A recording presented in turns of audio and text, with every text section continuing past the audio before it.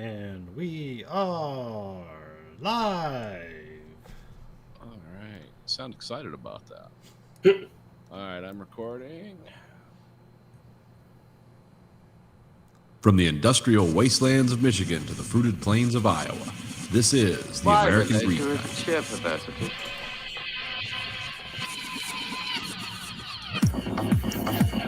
You are the dead. Remain exactly where you are. Make no move until you are ordered.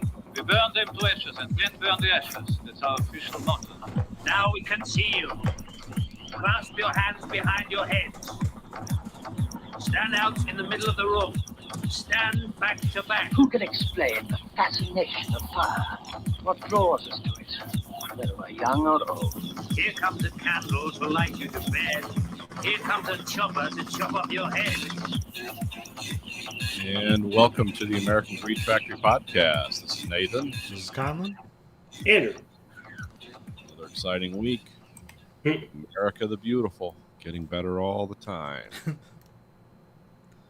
So now we're all vaccinated on the podcast, which means you can no longer get coronavirus from watching us, hearing our voices. You can't ever get herpes from me. We've created a new Pontypool virus strain. Yeah. Yeah, there seems to be... I remember when that was going around, how they had to explain that like 5G didn't transfer coronavirus. Yeah, India had to put out a statement this week saying it doesn't do that. They don't even have any 5G in the whole country. Oh, okay. Well, there's also people there that, I mean, there's so many people. There's people that are like rolling around in cow shit because they think it's going to cure them. So there's a lot of bad ideas in India. I don't think it's necessarily India in general's fault. I think it's just because they have a fucking billion people. So, well, actually, probably there's nearly going to be 2 a lot billion of people different now. modes. It's going to be 1.5 billion, I think. Yeah, there's going to be a lot of different kind of thinking there. I do like that. There's some channel on YouTube I watch where Indian guys and like just like buildings like you make, like something you would make, rebuild alternators and stuff like by hand. Like if the alternator goes bad in the truck, they take the alternator apart, pull the stator apart, find out, regrind it with drills and stuff. And or my favorite was then when they made a radiator. Like, wow, that's amazing. They just 2 guys, and it's all hand tools. There's some like motors that are there spinning, and you hook like. Are they doing like sand forging or some shit? No, they seem to have the raw materials like the metals and the lead bars and stuff, but they're like. When they cut things, like they have like a motor running, and they just put a belt on it, and some like chopping thing will start going like this. But it's all like this belt, whatever this goes on, it's like different things. And they built a battery once. It's like this battery was bad. Now, of course, my favorite part was when they took the caps off and they went over to like a street head and just poured the acid into the street head. It's like, oh, that's amazing. And then they just took the battery apart, no gloves, nothing. Melted down all the lead in it. Found out, that it just basically needed new acid and battery packs in it. And they made those battery packs, just pulled them out with bare hands and took them all apart and repacked them with whatever that waxite paper is that goes in there that, separates the electrodes. Because one is positive, one is negative, and you just sandwich them all together. And this guy's pulling out a torch and sweating lead on there, and it's like, oh wow, this is like another. But you know what? It looks cool when it's done. It looks like they did the job well in a kind of a primitive way. Do you feel like you're preparing for the apocalypse? Like, no, I can't do anything. My idea of working on a car, and I'm one of the few people I know that will actually attempt to work on older cars, is I go to like the dealership, whatever. I need an alternator. I will get one off the shelf, pay $400 for it, and put it in the car and put a new belt on and put it in with a wrench. But that does not know. These guys are like next level. It's like, oh, the alternator's bad. Let's whip that apart. And like they're like hammering the bearings out of it and putting new bearings in. So they're getting parts from someplace, but they're not like just wholesale like machining these bearings and stuff. But the amount of work they're doing and the kind of work they're doing, and you can tell from the shape and the size of some of these things. These are very old vehicles, probably 70s vintage You know, they don't look like modern stuff, but still, this dude's just in a hut somewhere, just ting, ting, ting, ting, and they work very fast. And they put the alternator in there, and Was that down like the magical thing about like Cuba is like they have like all these like 1950s cars that they just kept alive for, you know, 1,000,000 miles on them. they do the sweat lead body work so they don't rust. Yeah. Melt a lead bar and sand all that into fine granules. No one's wearing a fucking mask, by the way. Just sanding that down by hand, smoking a cigarette. I'm never gonna live long enough to Yeah, feel really to feel the consequences of this. Something else will kill me. Something else made out of lead will kill me before this lead kills me. But yeah, that's yeah. I mean, you can keep things running like that, but sometimes, like when you see the guy take the battery apart with no gloves, it's like, whoa. I think they put like vinegar or lemon or something in there to neutralize the acid. Like there were some, they weren't just going at it raw where they have so many calluses that sulfuric acid won't eat their skin. But it's like, oh, you would never do that. never do that. But it's either confidence or stupidity or somewhere in between. Well, have you ever heard of split rims? Those are illegal in America, by the way. But you know, like big heavy duty work trucks with bias ply tires, how they No. the rims come apart. Oh, okay.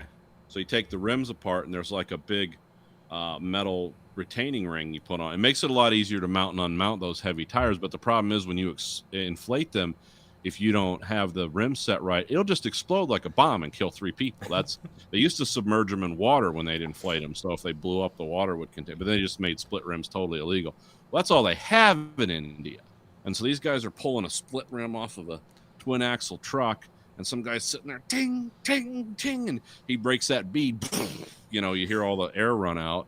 And they put the new tire on it, and they sandwich it together, and then they start pounding that retaining ring on, and then they have to heat that up with something, and they put a little piece of lead on there and spin it to make sure the tire's in balance, and they'll just be standing there. One guy will be holding it. They'll fill that tire up with air, boom, boom, boom, and it's like, okay, this is done. It's like, yeah, it's a good way to kill 3 people, but yeah, seeing the Indian guys mount split rim tires with like a fire going on the ground to heat piece of metal. We're either all gonna die or we're gonna make $11.50. Yeah. But I think it's called what's it called? Like Amazing Discovery or Amazing. It's an Indian YouTube channel. Yeah. But it just shows guys doing all this practical automotive repair at like almost the level of fabrication. Not quite. Like I said, these guys have parts, but they're just taking old stuff and like recoring a radiator right in front of you, which you can do in America. I know guys that do it, but they don't do it that way.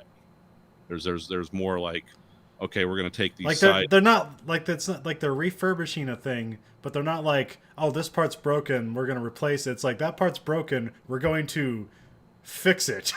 Yeah, we're gonna get a bar of lead and a torch and heat that up with no mask on, with like lead coming up in our faces, and we're gonna seal that off. And you know, I mean, that kind of work goes on here, but not like that. It's just amazing to see 1 or 2 dudes who seem really happy, by the way. No one's angry. They're kind of smiling, swinging hammers. And what else did they do? It was some other, it was just crazy shit like that. Like I said, seeing them mount that rim is like, oh, is this one of those I have to click on the not safe for work tab? This is going. Am I going to watch somebody die? They set the retaining ring in a campfire, and they got it nice and hot, and the guy was handling it with tongs and beating it on with a hammer. And then they inflated the tire. That's why those are totally illegal in this country, because people kept getting killed. And they're like, nope, we're not doing that. Now, is this like are they repairing other people's stuff, or is they just like repairing their own shit, like because the roads are bad or something? They seem to be repairing stuff off of like what vehicles we call 1-ton cube trucks. I don't know what they call them. Those vehicles that are made by Mahindra Corporation, they usually got like 4 or 6-cylinder like Peugeot clone diesels in them. Those are the ones that go around the mountain passes, that are, because to supply a country with that many people, you're constantly moving trucks. And so these guys are replacing the trucks that like travel on the gravel roads for food delivery and etc. You know, those crazy Indian trucks where they have beads all over them and murals painted on them, and some of them are made out of wood because the body's rusted off of them. They just made a wood body for it, and 1.5 tons of shit in the back still. Yeah, that's You ever saw Ice Road Truckers International? When they went to India, they stuck American drivers in these Indian trucks, and they were like going up this mountainside. And how do you get around this corner? Well, there's a dude that's standing out there. No, this way, this way. Because you can't really see where you're turning because the corner is so sharp, and it's 9,000 feet down to your death. So you got to pay attention to this guy. And then you give him $1 or something, and he bows because that's his job, is to guide you around that pass. Because there's 10 trucks waiting behind you. Oh, thank you, Commerce Sherpa. Yeah. It's a wild place. But they do keep things going. I mean, you have to at that way. Can you imagine the population pressure? And you're talking about a country that geographically, are they as big as the United States? I don't know. That's like one of those, it's because I think in the map projection, countries at the center seem smaller than they actually are, because that's what happens to Africa. Because Africa, like, even though it's huge, it's like way bigger if you actually like unfold it into a different map projection. 3 Americas in it or something crazy like that. I don't know about India, but I know like the center part of India, you can't live half the year.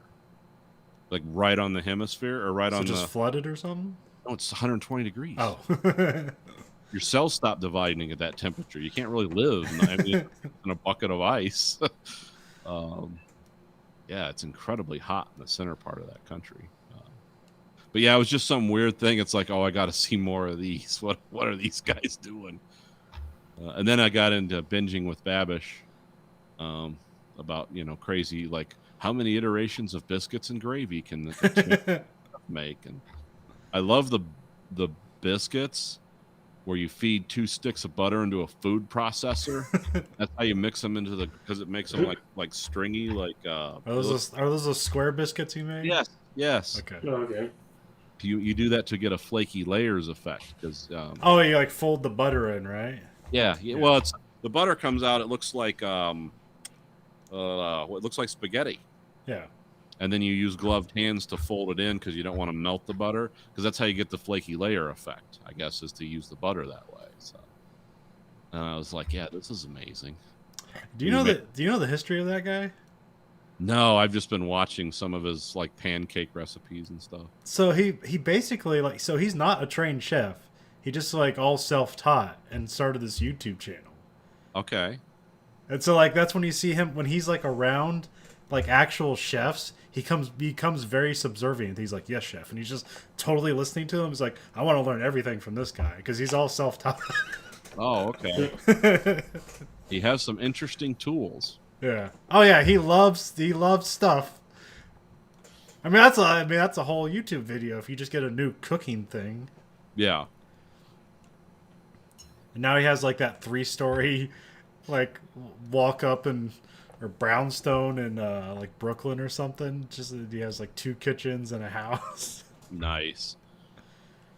Yeah. Well, that's like the great thing about like cooking YouTube channels is like there's, as long as you don't swear or use music, there's almost no way you can be defunded, because like you can't really offend anyone making eggs unless you're like, these are the eggs that Hermann Goering liked. Then they might be like, whoa. Unless you like make an Orite a crispy crown and they come after you, like no, that's patented. I did not know he was not a trained chef. Yeah, I couldn't tell you that. But well, yeah, because I learned so much stuff from him. But like when you see him around other like chefs and stuff, it's like he'll constantly reiterate, it's like, well, I've never been in a kitchen. He knows how fucking hard that stuff is and like what you have to do to actually like survive in those industries, and he knows he didn't do that. So he's very subservient to people who actually like are in the food industry. Oh yeah, that's why when they talk about how that one British guy, I mean, he does kind of play it up. It's like, that guy seems like an asshole. It's like, do you know how ruthless that business is? Probably the worst business to be in. It's the best thing you can do. And the same thing with who was the guy, Anthony Bourdain. Like he was talking about, this is why I got on heroin, was working in kitchens, because I hated working 17, 18 hours a day. create, and when you have your own restaurant, you're doing that and running the restaurant. And it's like, oh yeah, that's not my world, man. Well, I like the other. There's one that's kind of a simple analogy. It's like why are you gonna buy a $700 chef knife? That seems like a waste of money. It's like, no, you're gonna be spending 8 hours as a lowly chef cutting tomatoes for the next day's meal. Yeah. And if you don't have a $700 knife, you can't cut tomatoes for 8 hours for an entire week. Yep, that's when those expensive knives start making sense. Yep. It's like, this is your job. I mean, there's also Ken J. Lopez Alt or whatever that he talks about on his channel and stuff like that. Like, I don't think he's a trained chef either. But he is not as successful as Babish is as far as like money, but he doesn't have a cook line and shit like that. But I mean, he has good recipes and shit. I thought that was a joke when he came out with that stuff, the Babish cookware stuff. But no, it's real. Okay. Yeah, it's real. He's because he got engaged a couple days ago, and he's also like he has all this other shit in the works too. Like he has 2 versions of cookbooks and something else. I can't think of the fucking other thing. But yeah, it's not a joke, unfortunately, or fortunately. I don't know. I mean, it seems like pretty simple stuff that he's putting his name on. It's like it doesn't seem that expensive or offensive, So No, I mean it's his branding. I mean, if he wants to put his name on shit and people will buy it, then I don't see the problem in it. But I mean, at some point there might be a problem when people. I think all the steel comes out of Germany. There's some magical plant in Germany where all these steel things come from. Like there's always those like subscription razors. Like all those companies, they always talk about like made from a steel plant in Germany. It's like there just must be one giant steel plant in Germany that just makes stuff that you can say made in Germany on it. Yeah, it's called Rheinmetall. They make barrels for all the tanks in the world too, and they did in World War II also, all the German ones at least. Guarantee it's Rheinmetall. Huh. Well, I remember about 5 years ago, we thought we were going to have a big industry slowdown because, your brake lines in your car. I think I talked about this before. There's a coating that because they just make them out of steel. They're not making those out of copper or anything. It drive you because you can't have them rust. So they made them out of steel. They didn't want to make them out of stainless because, again, that just drives your costs way up. So there was this coating that they've been making in Germany to prevent steel brake lines and other components from rusting. It's been there since the 20s. It blew up. And they said, we're not really interested in restarting. It was the only place in the world that made that coating. But what they did was they gave the German government, because they basically said we're not coming back into business. So the German government made some deal. They gave the formula to like 2 companies here, 1 company in Japan, and there was one somewhere else. But yeah, that coating it's like that's critical. You have to have that coating. There was one place that made it in Germany, and when the plant blew up, the family was like, we've made our money. We're not gonna nobody got killed, but we're not gonna reinvest in this process anymore. It's nasty process. But yeah, that was kind of weird. They thought we were all gonna run out of brake line coatings. I think they're all made in Texas now. I mean, it's just a drum of chemicals that the manufacturer, whoever makes the brake lines, puts on. Because you have to bake it in an oven, I think. Okay. You'll know it when you see it. If you ever worked with brake lines, you get this flaky stuff. It's like, oh, that's the rust inhibitor. But it's a kind of rust inhibitor that lasts for 20 years. Anybody see all the wonderful pictures of gas hoarding this week? Yeah. Were some of those real? Yeah. I don't know. They're all, as far as I know, they're all the ones I saw were all real anyway. Here's a conspiracy I was thinking of. I don't believe in it, but I it's like if the gas companies just wanted to like, hey, let's just spike it a little bit. Just start putting pictures on all the social media of these same pictures of people hoarding gas. You can just reuse them. Nobody's gonna know. Yeah, I mean, that's true. I mean, there was one I just saw today of a guy guarding a guy putting a gas canister with an AR-15. Like he's literally like propped up against the gas thing, waiting for somebody to attack them or some shit. And it's like, really? Is anybody really gonna attack? My you? favorite was the person that was putting gasoline in like a tote you put like Christmas ornaments in. Yeah, so that's going to be safe, and that's not going to chemically break down very quickly. Well, there's one that's like, there's no way this is real, but it's Florida, so probably. Maybe. They're using a fucking laundry basket Yeah. with holes in it. Yeah. Come on. Well, it's either that or the clear plastic bags that break and set fire to cars when they collide. Yeah, well, when you see it like Yeah. the fucking fat lady loading the tote with the gasoline, it's like, have you ever picked up a tote full of fucking water? Fuck you. It's 8 Well, pounds, it's 8 pounds a gallon. You've got 30 gallons in there, so do the math. Well, people. That's what I was about to say. The people that are doing this shit are the people that didn't take physics and understand anything as a kid. Where it's like, oh, liquids have a different density than solids, huh? Like, who knew that was a thing? Gas Well- is made out of helium. And Well, when I fill my bucket full of clothes, it's not that heavy. I mean, it's plus all the idiots in Florida like, oh, the pipeline shut down because of the ransomware attack. We have to hoard gas, and it's like, no, your gas gets delivered by barge, assholes. You're not there's no shortage for you. It all gets delivered by somebody else. It's not the East Coast pipeline. There was the other one that was like it was just pure irony, and it has to be staged. It was a shot of a Tesla with a rack on the back of it full of gasoline. It's like, yeah. Well, I Is did there- see one where a guy had a trailer, and you know those water cells where they're like the plastic container with like the gridded metal structure that holds them. You're supposed to put water in those. Like all the lawn service guys around here use those. They'll mix like lawn fertilizer or whatever. He was filling that with fucking gasoline to the top. The number one that's going to cost like 50 gallons or 100 maybe. I don't know. Your car is going to, and that car, it was like a old S10 pickup.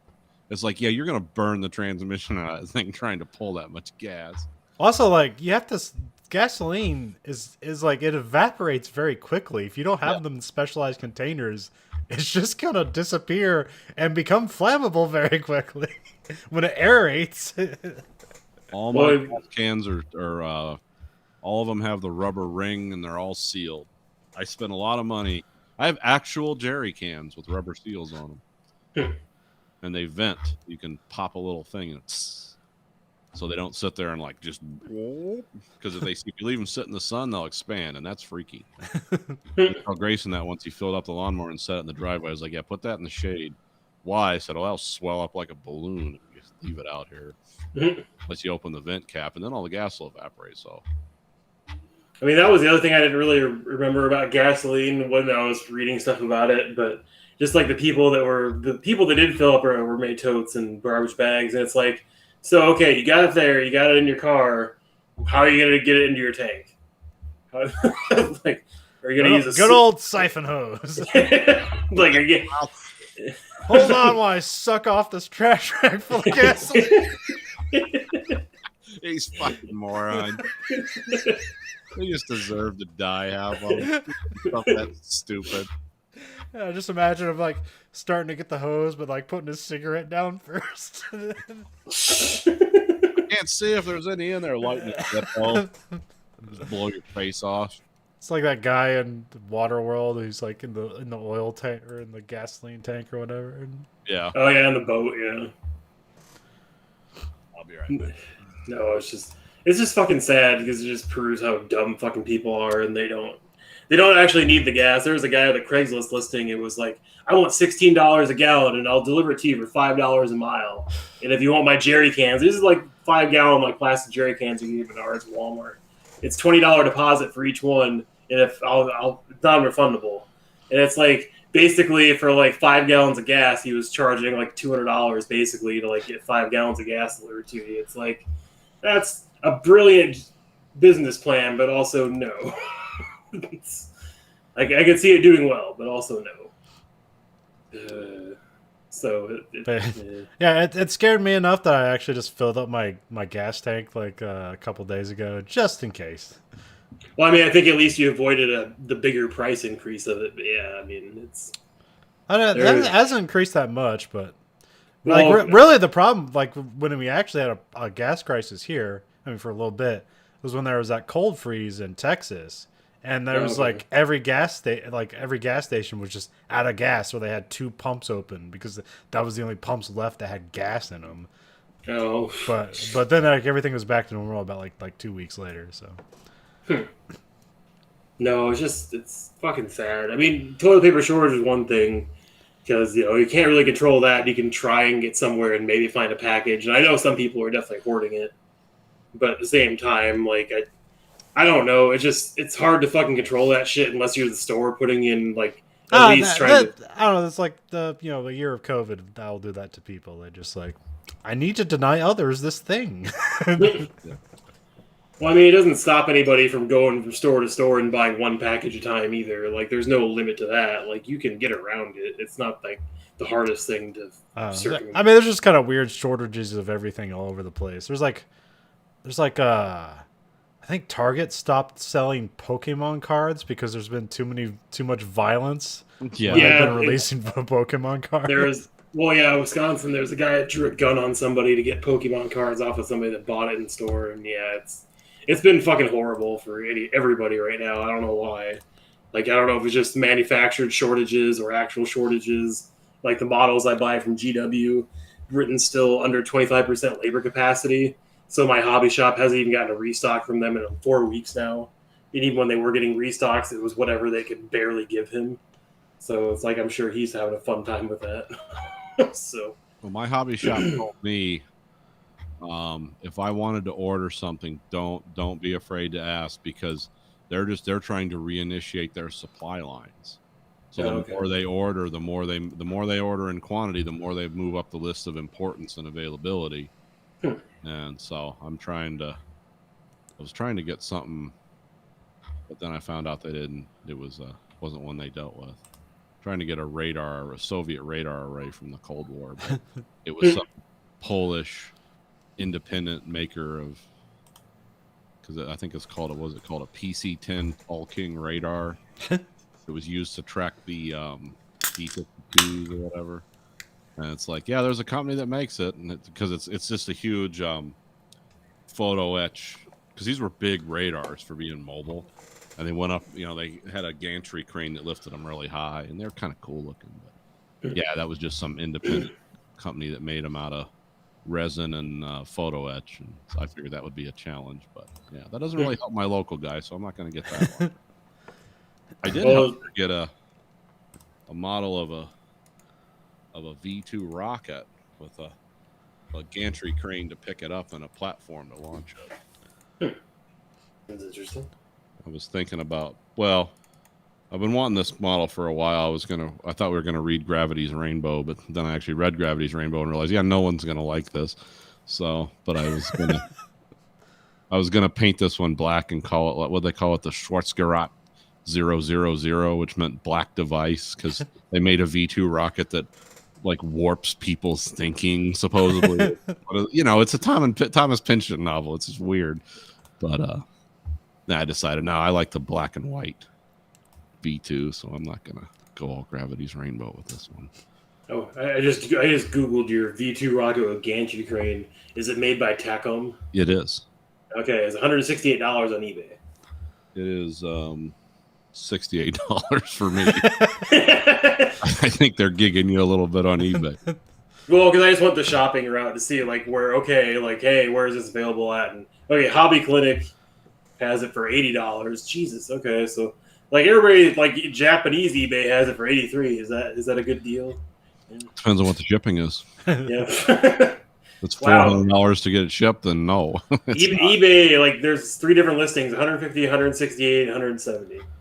So does that come with a little Himmelschut car that pulls it? Let me see. It does not appear to. It's only the gantry crane, the cradle, and the rocket. Yeah, that's what I got. Yeah, don't pay any more than $70 for that. Jesus, I'm surprised it didn't take me to does Tacom have a website, or is it just? Oh, I was looking to see if Tacom had a website, because I was just trying to see. They do. I think it's a Korean company. Okay. Their listing for it is $96 US. Okay. That's weird. This has been sitting around a while, so. Oh, okay. The only weird thing, I've been trying to complete the Marvel Legendary card collecting game. Well, it's not a collecting game; it's just a card game. And I think I have 3 sets I don't have, and they're all going for $160, and that costs $40 MSRP. Well, tell me what they are, and I can check my hobby shop and see if he has them. Yeah, okay. I'll tell you offline. Okay. Give out your credit card information live on the show. No, because there was a Kill Team box for 40K. It's like a sub game. It's 120 retail. It's selling for $300 right now on eBay, and a guy I knew bought both copies because he was like, these just been sitting around the shelf for 2 years. Nobody wants them.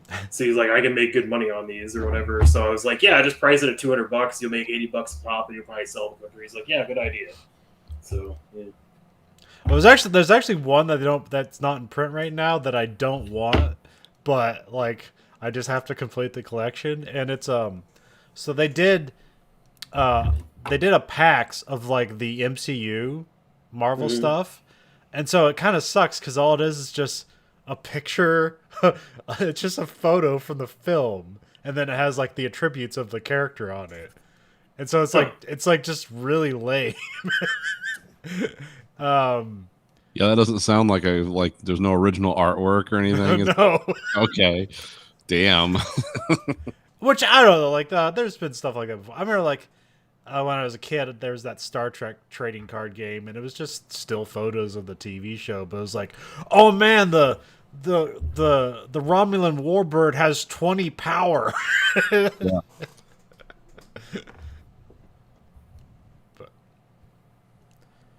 Yeah, I remember those vaguely. I know you. Did you have those? I didn't have those. I had a couple packs. I had some. I collected a lot of basketball cards.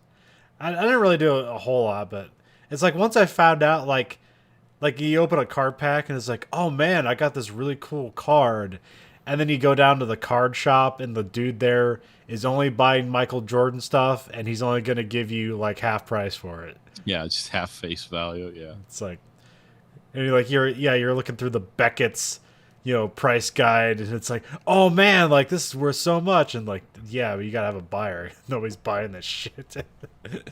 Yeah, nobody's buying Kevin Garnett's rookie card here or whatever. It's all Michael Jordan or something. I had a similar experience. I had a bunch of like foil stuff I collected in high school, and went to the card shop at Westdale Mall, like thinking they would give me at least some money for like this giant binder of stuff. Like I almost had every card.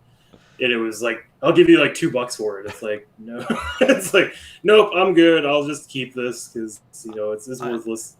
I have this really specific, because like, really, I didn't get into card collecting that much. Like at some point, I just I saved up enough money and I bought like instead of just getting a pack, I just bought a whole case. And that was fun. That was a whole day, open up cards, and then like maybe 4 of them were good. But then you just had like entire teams. Like cool, I got all the Pacers. But I remember like I got like weirdly good cards for a very specific player, and it was Glenn Robinson, who ended up he was an okay player, but he was a number 1 draft pick. But ultimately, like the number 2 and the number 3 draft pick of that year was Jason Kidd and Grant Hill, who ended up being way better players. Yeah, I still have. I can't remember the fucking card series, but it was like a poster type card of Vince Carter or whatever that I had, and I don't know what the fuck ever happened to it. But that was worth like $200 at one point, and I was like, oh yeah, that's cool. And like I had a misprint of Darryl Strawberry's card we played for the Mets or whatever that was worth a lot of money. I don't know what the fuck happened to that card. Yeah, misprints are weird. Those are like weirdly more valuable than like just normal ass cards, or actually special edition cards. Anyway. Well, I mean, there was a bunch. There's like all these foil like Marvel X-Men comics from like the Apocalypse, like killing the world back in the 90s that I had that were all worth like $200 mint or whatever. And I can't remember what the hell I did to piss my mom off. I definitely did something bad enough to get all my good shit taken away.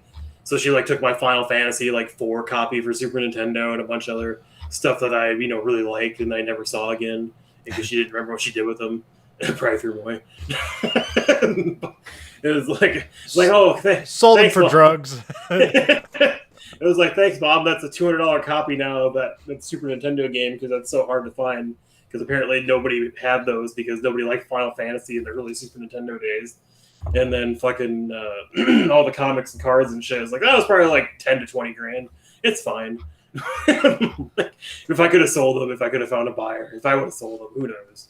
It's just kind of like, oh, okay. I heard that someone was explaining something about like McDonald's toys, and when Hurricane Sandy happened, like so many of those got destroyed that it actually created value in that market. Like if you had the whole set of like Disney whatever that McDonald's was doing, because so many people were hoarding those on the East Coast, especially up in that New Jersey, New York, all those places that got hit by Hurricane Sandy. It's like, yeah, there's actually a market. It's not huge. It's not like gold, but they're actually worth something now because so many of them were just put into landfills and destroyed because all these houses went underwater. It's not the Beanie Babies yet, but I remember those fucking things. I never got into them, but I knew people that were like, you know, spending fortunes and driving to like Greensboro and stuff to get them. It's like, what are you doing? Investing. Yeah. I mean, it's just like remember the Supreme clothing line that I think is still a thing right now. I don't know if it's as big a thing as it used to be, but like people are spending thousands of dollars on that shit and hoping it pays out at some point. So I think the scheme repeats itself every 6 months or so, but it's always a different thing. Well, and the whole sneakerhead stuff is stupid. There was a funny thing on AEW. The Young Bucks have turned heel, and they're very dastardly heels. And one of the things they did, they had these fucking weird bandanas with like just jewelry that drapes down in front of their eyes. It's so flashy and flamboyant. It's stupid.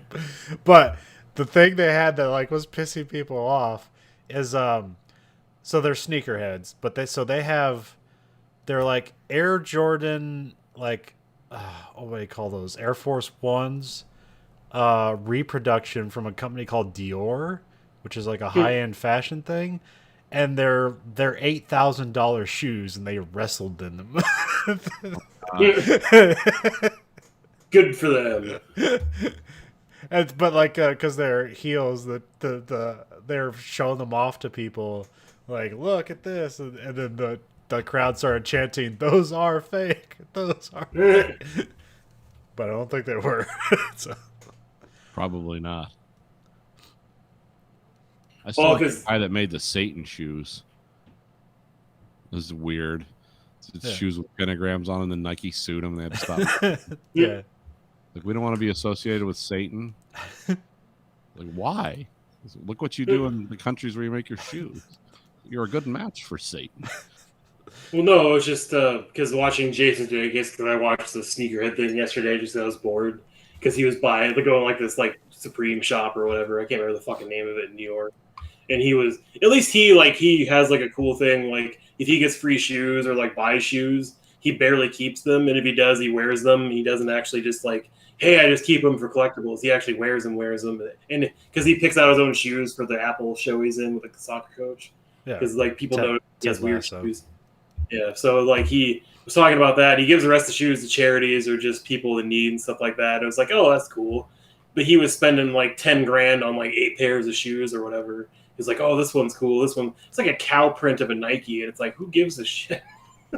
That's Fucking 5 grand for that shoe. yeah, that sneaker culture is weird. I don't understand it, and a lot of it seems to be propped up by people scalping. Like, Yep. yeah, I don't want these shoes. I'm just gonna buy them so somebody who really wants them will give me twice the money for it. Yeah. And then the people making them is like, well, I mean, that Guatemalan kid that made it, I mean, it was 75 cents a day for him, so we're good. Yeah, I mean, I've spent $150 on a shoe once, and after that, it's like, yeah, I'll spend $60 on a shoe. I spent like $300 on Red Wings, but that's because like you're fucking on your feet all day. Get a nice pair of shoes. But those are work shoes. They have a specific purpose. Like this is stuff like you wear it around for status symbols. Or the other stupid thing, you don't wear it because then that devalues it. Yeah, I've never gotten that. Like, I'll spend, like you said, I'll spend $150, $300 on work shoes because yeah, you're on your feet all day. You're doing hard shit. You want your feet protected. But spending like $800 on a sneaker that you'll wear one time and probably leave on a shelf, not exactly the smartest investment. But yeah, I mean, I'm not in those circles, so I don't understand it. I don't. So, hey, I'm not I have an F1 update because there's a lot of F1 and I forgot most of it, so I'll probably be very quick with this stuff. All right. But actually, before that, I have an IndyCar update. Okay. So they had the Indy GP this weekend, which is not the Indianapolis 500, it is the road course version of the Indianapolis track. And guess what? Roman Grosjean put it on pole. He qualified first. He didn't end up winning the race. He came in second. Some guy just passed him like towards the end of the race. He had they're on different strategies, and the guy just had a really good second part of the race, so he got him. But he came in second, so he is a rookie technically. So I mean, actually the second rookie to get second place in a race. So, but that was really cool. Also, an important thing to note, like, so unlike F1 where points are sacred and they're very hard to get, in IndyCar they kind of just throw points around. It's like you get a point. You get. I think you get 5 points if you enter the race and then don't do anything to disqualify yourself. Like if you don't intentionally run somebody over the car, they'll give you 5 points. Like you don't even have to finish the race. You get points for leading the race. You get points for getting on pole. You also get points in qualifying if you're in the top 10. It's like a logarithmic scale of points you get. But also if you finish qualifying, you just get 1 point too. So it's stupid.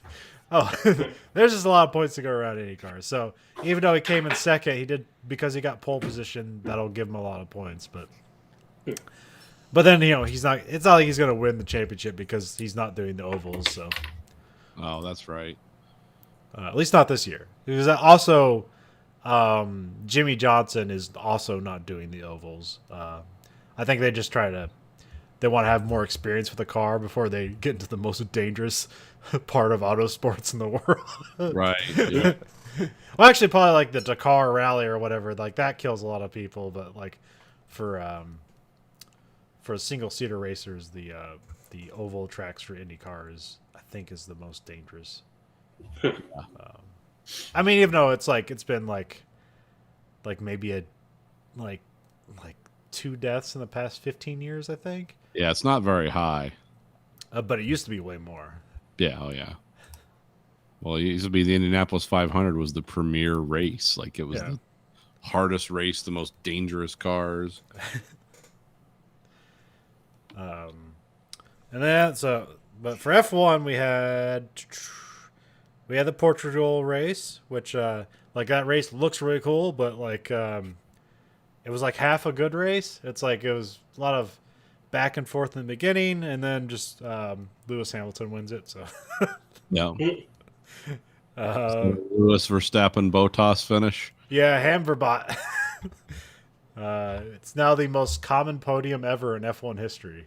Okay, I was going to say I'm seeing that a lot. It was 15. Yeah, even though, it seemed so promising in the first race. It's like, oh yeah, this is gonna be a really close season, and then it's Lewis Hamilton is now in his best opening season ever. So it's like, oh, so this doesn't mean anything. You're telling me the most successful F1 driver ever is now having his best season ever, and supposedly a season that's more competitive than it ever has been. Right. But he's doing a lot of shit. Like he's so fucking happy. Like after every race, I mean, he wins it, but there are moments where it's like Verstappen had me, but I got him back, and so he is so happy. There were 43 seconds between him in the lap race. Yeah. He somehow made that up. I think it was the second tire change. But and the Spanish, so that was pretty cool. So the Spanish Grand Prix wasn't necessarily that great because it's a track that's hard to pass on. I think it's because it's narrow, but I think it's also because there's a lot of like weird sharp turns. So that was a good race for watching. Like, okay, this is strategy. So if you can like look at this race and enjoy it for the strategy, you can enjoy a lot of F1 because a lot of F1 isn't necessarily enjoyable because it's like, oh, now the guy's just lapping people and he finished a minute ahead of his rival. It's like, well, that's not fun. But yeah, there's I believe Verstappen goes into the pit first, and then so the Mercedes was scared of the undercut, so then Lewis comes in, puts on a medium set of tires, and he comes out and like Lewis has to make his way through the field again, and he gets behind Verstappen, like he's like within distance, but they basically both have essentially the same set of tire wear on. So there's like no advance. So like Lewis Hamilton chasing him down is going to destroy his tires. But so then like, you know, he's near him and he goes and pits again. It's like, what the fuck's he doing? And so he gets a new set of medium tires and he comes back out and he's got to get, but by this point, the front of the pack has kind of gotten away from the rest of the field.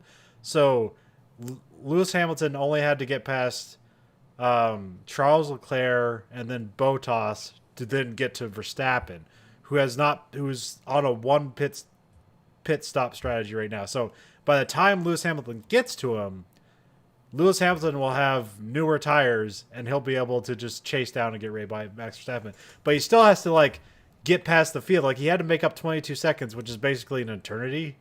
Yeah. In F1, but it's fucking Lewis Hamilton. So apparently it wasn't shit. Like, and then Bottas didn't really act like he wanted him to pass him, and No. then Deem. And No. you even heard Wolf on the thing like, "Don't slow him down" or whatever. Yeah. He's just like, "You got to pass me." Yeah, because they're like that's a team orders thing where it's like, yeah, the guy's faster than you, so you got to let him go. But that's it's always a bummer for Bottas because so this is why like Red Bull needs a good second driver, because this is how Mercedes will kill you. Yeah. Because Red Bull Max Verstappen is by himself. So Bottas is on a one pit strategy in case Verstappen goes for a two stop strategy. Because then Bottas will just be ahead and then he'll win the race. Lewis Hamilton's going on a two stop strategy to chase everyone down and win. So Mercedes has two ways they can win this race, and Verstappen just has to pull a miracle out of his ass. Yeah. And then also because of that, Bottas just looks bad. Because it's like, why can Verstappen make an extra pit stop and then chase you down like it's nothing? Like you're in the same car. It's like, well, they're on different strategies. So Yeah. it was a very strategy heavy race. If you're Into that. yeah. I listen to what the commentators tell me. Well, it's out of yeah. It's like if you can watch an NFL game and you can enjoy a defensive struggle, that's like watching an F1 race that's strategy heavy. It's kind of like if you can get enjoyment out of it, it's like, oh, cool. There's a new wrinkle to this. I can now enjoy most of F1 races because of this. But yeah, so yeah, I was speculating about like why is Mercedes dominant again? Like just where it seemed like they were. It seemed like all the new rule changes were made specifically to stop them, and then it seems to have not mattered. Yeah. So like I said before, like all the cars are slower than they were last year. Last year's cars were technically the fastest F1 cars ever built. And so all the cars are slower, like only slight, but they are slower. And so the field is closer together because if you look at qualifying, like there's like a lot of those teams that are like 15 to 20, like they were like 2 to 7 thousandths of a second off from getting into Q2 or Q3 or stuff like that. Like they're not that far off. The problem is in the race, it doesn't matter how fast you can go. It matters how well you can keep care of your tires. And that's what Mercedes is excelling at. They're the only ones that are figuring this tire shit out above everyone else. Because everyone else, like they have like McLaren, like they kind of have to have a Red Bull or a Mercedes to like get knocked out of the race to get a podium. But they do have a fast car, but it's too fast.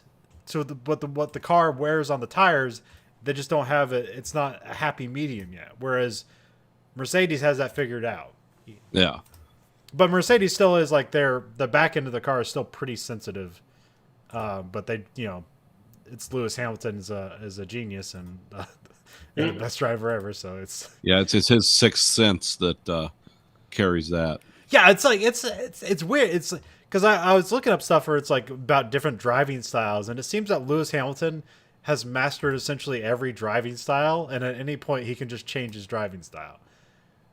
He also seems to have a sixth sense for things. Like you look at all these people that like a sandwich bag got in their brake ducts and they had to retire, or they ran over something and they got a puncture in the tire. Like that happens to Bottas all the time, but somehow Lewis Hamilton just like knows where shit is on the track somehow, like magically, and he never retires.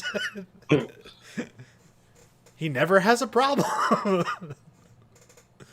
Yeah, I mean, this guy's like the Michael Jordan of F1. Though. Yeah. He's no one's gonna. It's gonna be a tough act to follow. Which is weird in F1 because there's so much technological advancement in that. It's like you almost can't compare the people from 10 years ago to the people today. Yeah. Because it's changed, so it's not the same game. Although, so like, there's a lot of comparisons between Michael Schumacher and Lewis Hamilton, and it's hard to change it. But like, Michael Schumacher did some fucking shady shit. Lewis Hamilton has basically never done anything He's shady. kind of a clean guy. Yeah. He's like, I'm just here to win honorably, not. Oh man, there's this one time Michael Schumacher almost put this guy in the wall. He's like, "You about murdered that dude." There's another time where it's like he was qualifying in Monaco, which in Monaco qualifying is the most important thing because you can't pass there. Yeah. Because it's just too narrow and too slow. So he gets a fastest lap, and then he basically just jumps out of his fucking car. He's like, "Oh, there's a problem." Because then that red flags the race, and nobody else can set a time. So then it puts him on pole. That's a fucking dipshit move. But did it work? No, they knew what the fuck he was doing. Oh, he didn't get away with it that time? Okay. He did that. He did that several times in his career. It's like, Jesus fucking Christ. And Lewis Hamilton has never done that. Although, when he was teammates with Fernando Alonso, they were doing a double stack pit stop for something, and Alonso, because he didn't like Lewis Hamilton because he was obviously better than him, and he was a rookie. He just stayed in the pit box and wouldn't let Lewis Hamilton pit. He just stayed there. Just fucked him over just because he didn't like him. Was that the last year he raced for them? Yes. That's the farewell fuck off stuff. You don't get invited back for the next season for that stuff. The other, I think it was a more recent one. I think there's probably a documentary about this, but there was a thing called Crashgate, and I think this ended up helping Fernando Alonso win one of his championships. And this is why they get down on like no team orders, because they told Fernando Alonso's teammate that got on the radio and kind of was sly about it. They basically told him to intentionally crash his car so Fernando Alonso would bring out a safety car and Fernando Alonso would win the championship. So this guy intentionally crashes his car, brings out a safety car, he wins the championship. That guy is banned for life from F1. Oh, nice. I believe that's Nelson Piquet Jr. I think that was the one that he was the one that did it. And like there's like he always like, whoops, I didn't mean to do it, and like they have all that telemetry data. It's like, yeah, we see you move it by hand and camera, just and dropping it down a gear and dumping the clutch. Like, yeah, we know what you're doing. And then I believe you're talking about the other something about Red Bull, how they have a special ability to making carbon fiber stuff. Yeah. And so the new controversy this week is Red Bull's magical flexing rear wing. Okay. So they had a side-by-side video of a Mercedes and a Red Bull, and they put this grid up, and they showed it like the Mercedes wing basically stays still the entire time, like it wobbles, Actually, the weird thing is there's like this little fin on the back of the exhaust. Like on the Mercedes, that thing is just flapping around the whole fucking time.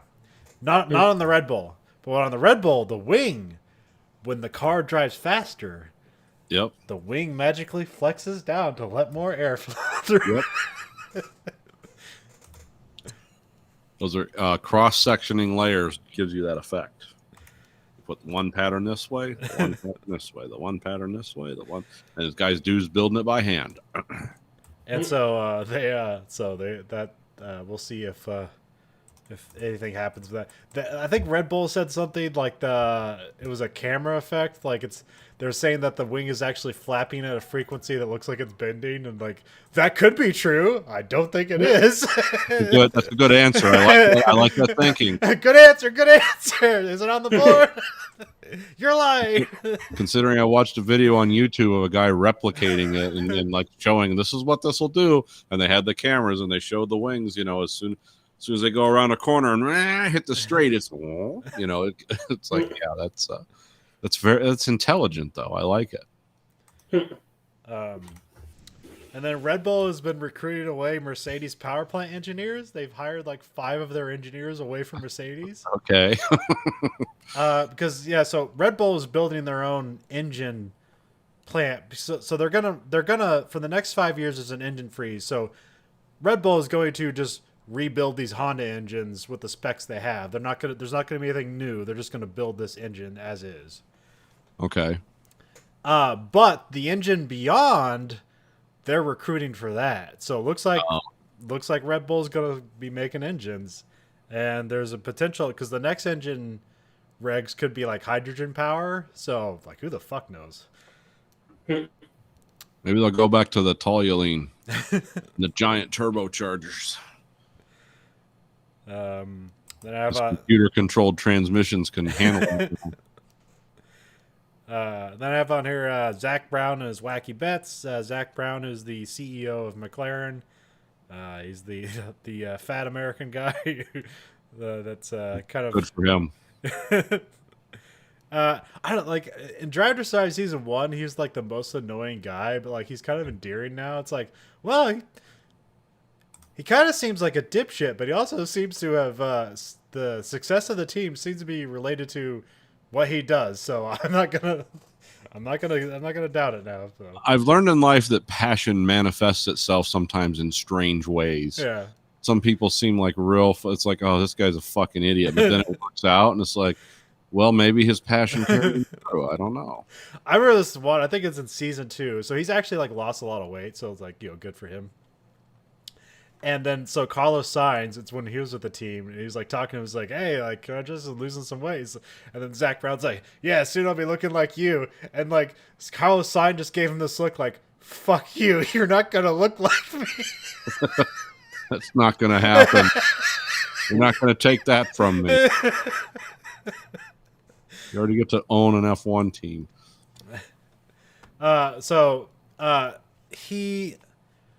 He makes these like fun bets with his racers. So he also is like part owner of an IndyCar team. It's like Arrow McLaren or something like that.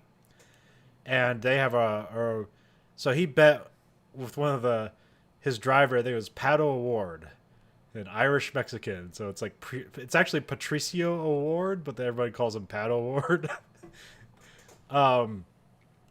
And he bet him if he wins a race, he gets an F1 drive. Like he, gets to test it or whatever, not actually like drive it in a race. I bet you that dude has a really bad temper in 2 directions. Just never chill. No. He's either pulling out a knife or a bottle of whiskey. You don't know which. Where's my whiskey knife? Yeah. It's a knife. Yeah, it's a knife with whiskey in the handle. It's like a flask. So Pato Award did win a race, so he gets an F1 drive. And then the other bet he made is with Daniel Ricciardo. So if he gets a podium, he gets to drive Zach Brown's 1984 Dale Earnhardt Jr. NASCAR. Nice. And that's Daniel Ricciardo's favorite race car driver. That's legend is Dale Earnhardt. So yeah. he gets to. So hopefully he'll get on pole or get on podium. What's the last? Oh, the other last thing is like, I guess there's a funny Toto Wolff, who was the team principal for Mercedes, when Lewis Hamilton was coming up behind. Fuck, I forgot the kid's name. The Russian kid. Canadian or the Russian kid? Nikita Mazepin. Mazepin, okay. So he was saying that he was saying he didn't get on the race. So he gets on the radio to like the guy running the race, like the race director, and he's like, Toto Wolff kind of sounds like Arnold Schwarzenegger because he's Austrian. Okay. So he's like, Massey, he's losing the race for us. He won't get out of the way. And so that was the first time there's ever been like a radio message broadcast on an F1 race where like a team principal was like talking to the race director. Apparently that's never happened before. So It almost sounds like a conflict of interest. just a big power move, I guess. Oh yeah, that's some balls there. So that is the F1 update. I believe there's a race. There's no race this week. There's a race next week, and it is Monaco, which I don't suggest watching, but you know, you can look at it like it's a cool track and it has a lot of history behind it, but it's not going to be a good race. Although qualifying will be exciting because that's the most important thing. Yeah, their Turkish race got canceled because of COVID, and they had to reschedule. Yeah, Or not reschedule, just move it to another. They're doing 2 venues in Austria now. Yeah, 2 in Austria, and they're moving the France Grand Prix to ahead. Okay. It's because I guess the COVID is getting bad there, so the country was considered a red by the UK, and because of its red, it'd be that whole like kind of 2-week. Oh yeah, hotels and chilling out and quarantining and all that. Yeah, and so like because F1 is very British, essentially like all these British citizens would have to like be quarantined. It's like we need you for the next race, so they just canceled the race. So. Because that was the Turkish race was replacing the Canadian Grand Prix, which got axed. So that's right. I knew there was like a pivot there. So they thought they had a race in their back pocket just in case, but it turned out not to be so. But there is a ton of fucking races this year, so it's okay if you lose one. Big season. All right, so we watched a movie this week. Yes. We watched the not Love, Death, and Robots. We did watch that too. We watched What Lies Beneath, which is a 2000. 2001, I believe. No, 2000, because both this and Castaway came out in the same year. Yeah, this was filmed when there was a break from Castaway. This was filmed in the interstitial period between that. This stars, this 2000, Michelle Pfeiffer and Harrison Ford. Okay. Harrison Ford is a bad guy. Yeah, ultimately. The first one I remember. Spoilers. Yeah, spoilers. Yeah, I mean, if you haven't, I think that's like initially why I didn't necessarily like this movie. Is like, wait, he's the bad guy? That doesn't make any sense. Well, the thing about this movie that I found interesting was just the whole, this is a guy. Yeah, there's a lot of good ideas here, and it's not. Yeah. I wouldn't say it's a bad movie. It's just kind of like a very what do you call it? Like standard movie. Yeah. Well, it blends elements of it brings supernatural stuff in, but not all the way in. Yeah.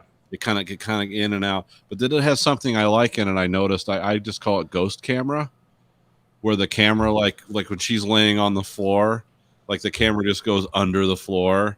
It's like whenever supernatural stuff seems to happen, there's a lot of like the camera seems to just do weird things. Like when she's going to see an image of that girl or whatever. It's like, oh, the camera's like moving through walls and stuff, or through the floor, in the car.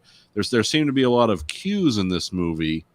And the soundtrack was really subtle. So I always picked up on like, oh, the camera's doing something unnatural, like going through the floor, or going into the water or something like that. I guess this is one thing that probably only Andrew can speak on, but I kind of think I felt like that new Invisible Man movie kind of hit a lot of the same things that this movie is doing, but I think that movie seemed like it probably did it all better. What do you think, Andrew? I mean, the only time I saw anything about this movie before I watched it today was the ending, like years ago. So I kind of knew where it was going. But yeah, The Invisible Man did it better, but I still appreciate this movie because it does something different. It's not, I mean, it's still kind of supernatural, I guess, with Invisible Man, but this is definitely more just like a revengeful spirits trying to like make sure he pays or whatever kind of thing. Because that's the kind of impression I got whole movie. I mean, the whole thing. Yeah, I think that's what probably the most interesting idea here is that the ghost is actually like a protagonist. Like you think like, it's only a ghost is just trying to kill people because it's angry or whatever. It's like, no, it's trying to help her. It just can't communicate very well. It's new to ghosting. It'll possess her and have sex with her husband. Well, the two protagonists in this movie they're good actors.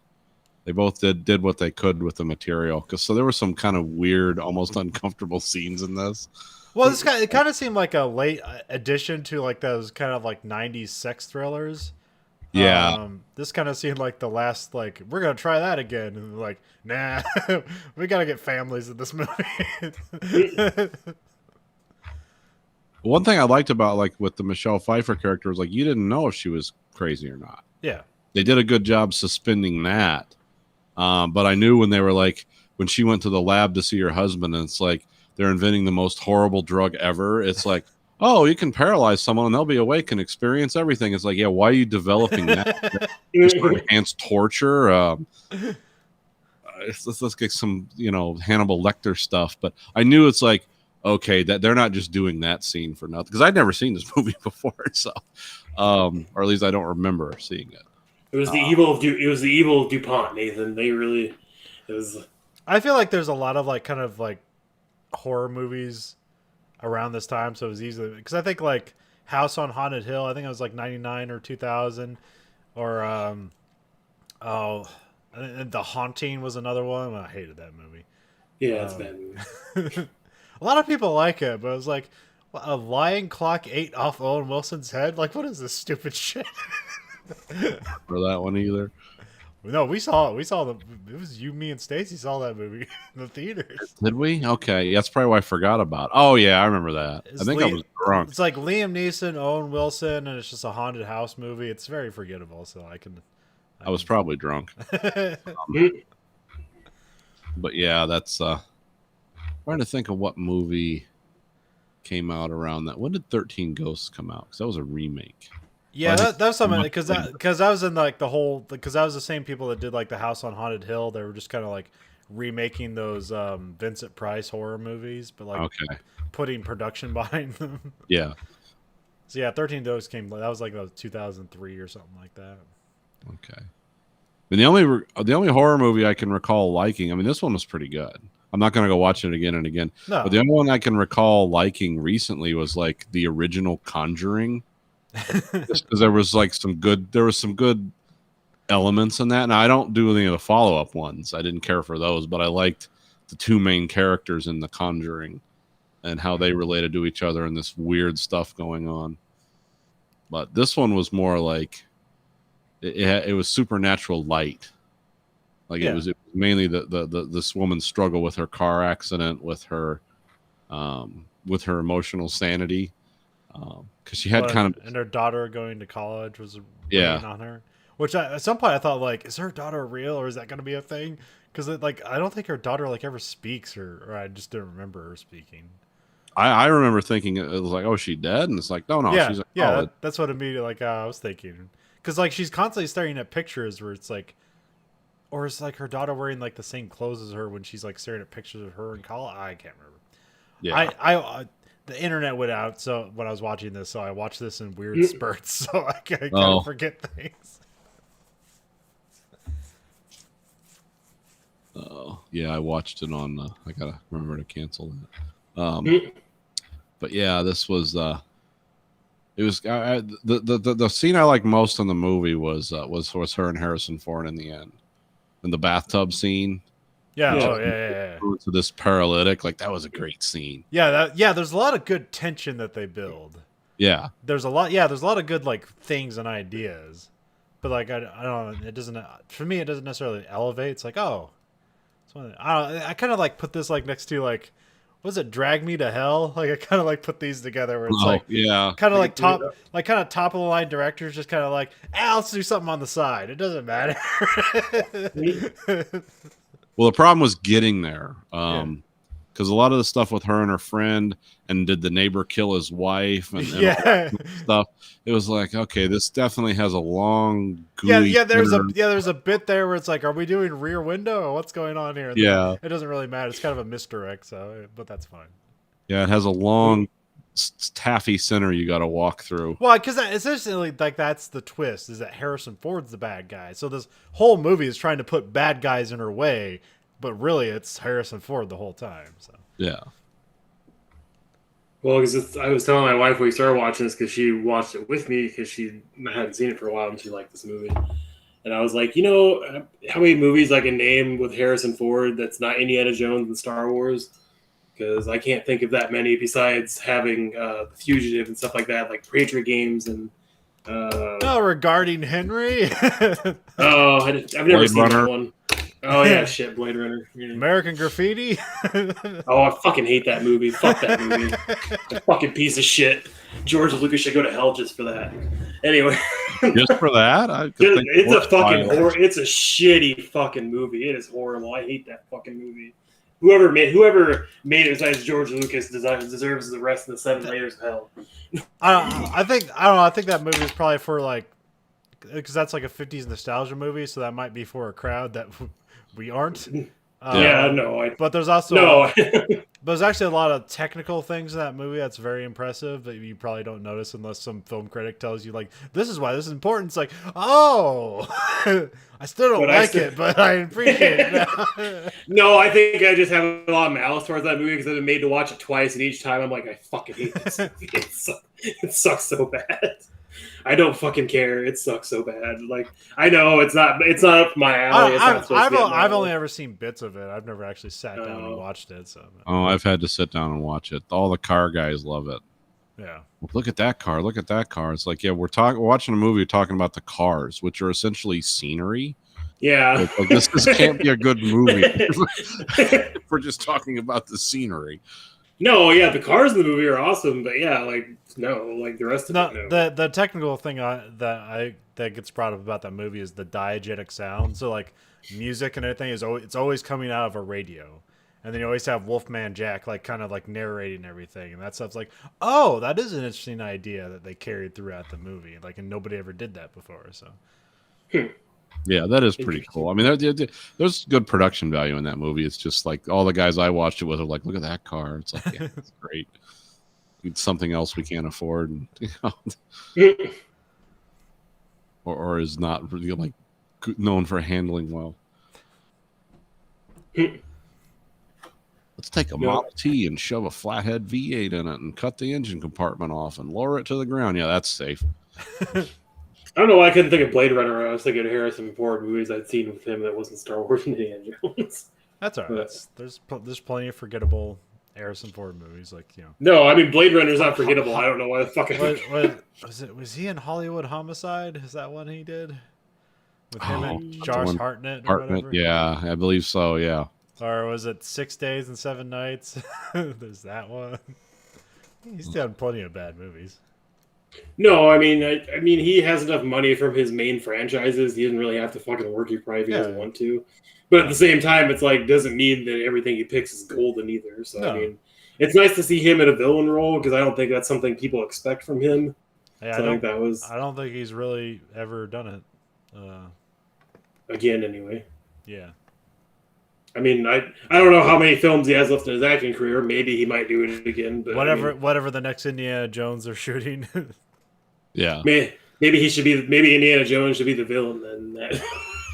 Or maybe look at J.J. Abrams and make another atrocious Star Wars movie. Yeah.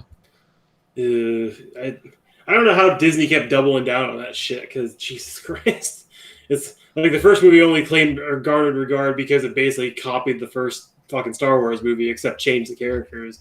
And after that, it all went severely downhill, and up to the third one, which is the worst. I think there's a lot of redeeming stuff to Last Jedi. I know why people hate it, but I think there's a lot of interesting ideas there. But like that fucking the Rise of Skywalker that is just hilariously awful. Still haven't seen that. You gotta watch it. Yeah, No, you don't. I have the Disney Plus. So No, you gotta see it for yourself. You gotta see, like, they can't make a bad Star Wars movie, can they? Like, I remember when Return of the Jedi used to be the worst Star Wars movie. I'll hold my beer. Well, actually, I guess all the yeah, you can't, like, how much shit the prequels movies get. Like, there's no way this new Star Wars trilogy has a movie in it that's worse than any of the prequels, and it is. Man, it is fantastically embarrassing. And I've been listening to a podcast where they're going through the Clone Wars TV show, Yeah. the cartoon, and there's been a lot of like really interesting talk because they're also going through the prequel movies and like how like it's like, well, these are bad, right? And it's like, yeah, but there's like a lot of interesting ideas in it that you've never really considered before because the movies are bad.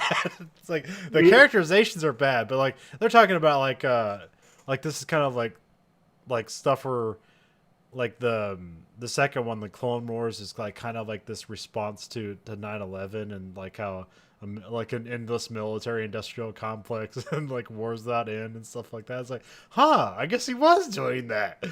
I wish he would like pointed it out better, not have Jar Jar Binks like. I saw a rise of like fascism and stuff like that. It's like, well, I guess that still plays today. I don't even know what he's doing anymore. What, J.J. Luke? Abrams. Oh, Abrams. Yeah, I don't know. I think he's attached to some Marvel thing right now. Oh god, he'll ruin the shit out of that then. Fuck. Yeah. Well, I don't think that's one of the major ones. I don't know.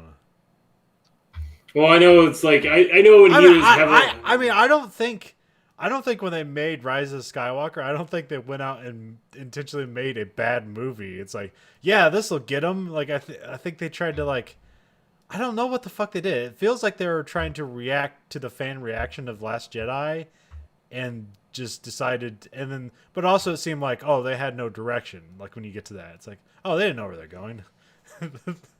That seems to me, from what I've read, I don't know, I have to watch it. Now I want to watch it. It seems to me, though, it's what it sounds like to me was a movie written by committee. Yeah.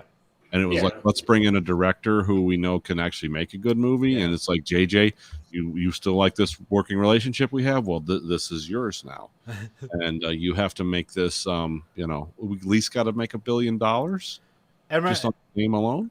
And also, like, remember, like, this is like in the wake of like the kind of the Solo, I wasn't necessarily a disaster, but like, firing the directors and like everybody hates it, and now it's like, man, Solo seems like a masterpiece compared to Rise of Skywalker.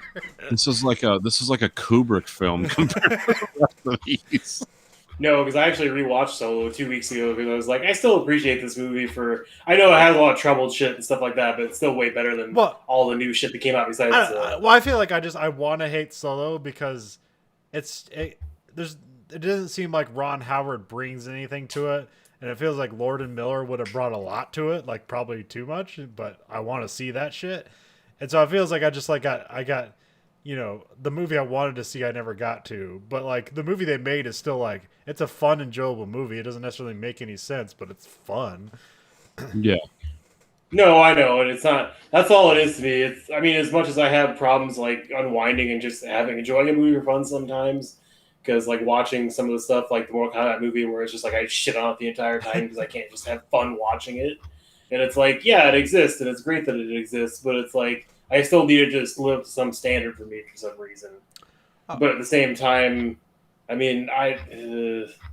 don't know. It's just fucking. It's sad that I can't just enjoy some movies sometimes. Like maybe watching fucking Breach today would have been more enjoyable if I didn't have like try to like make it into something good for me myself the whole time instead of just shitting on. I mean, it's still a shit movie regardless if you try and watch it for fun or not, Yeah. because there's just some things in the movie that are just like, even if you made this just for use your oligarch money, this is horribly done. Like there's literally parts where like Thomas Jane's in the movie for like maybe 10 minutes total, but they keep changing his title throughout the movie, and it's fucking annoying as shit. Because they can't seem like just the dialogue. They call him the Admiral the whole time instead of Admiral or High Captain or whatever the whole fucking time.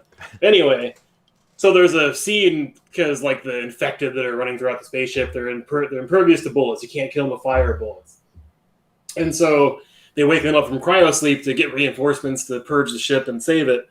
They start shooting it with guns and stuff and lasers, but the special effects are so bad. Like the gun that shot a laser last frame is now shooting bullets the next frame, and it's just like. And all the special effects for the guns are like the fake CGI muzzle flashes, and the actors are rocking their arms back and forth when they're firing the guns because they don't have any money for real like prop guns or some shit.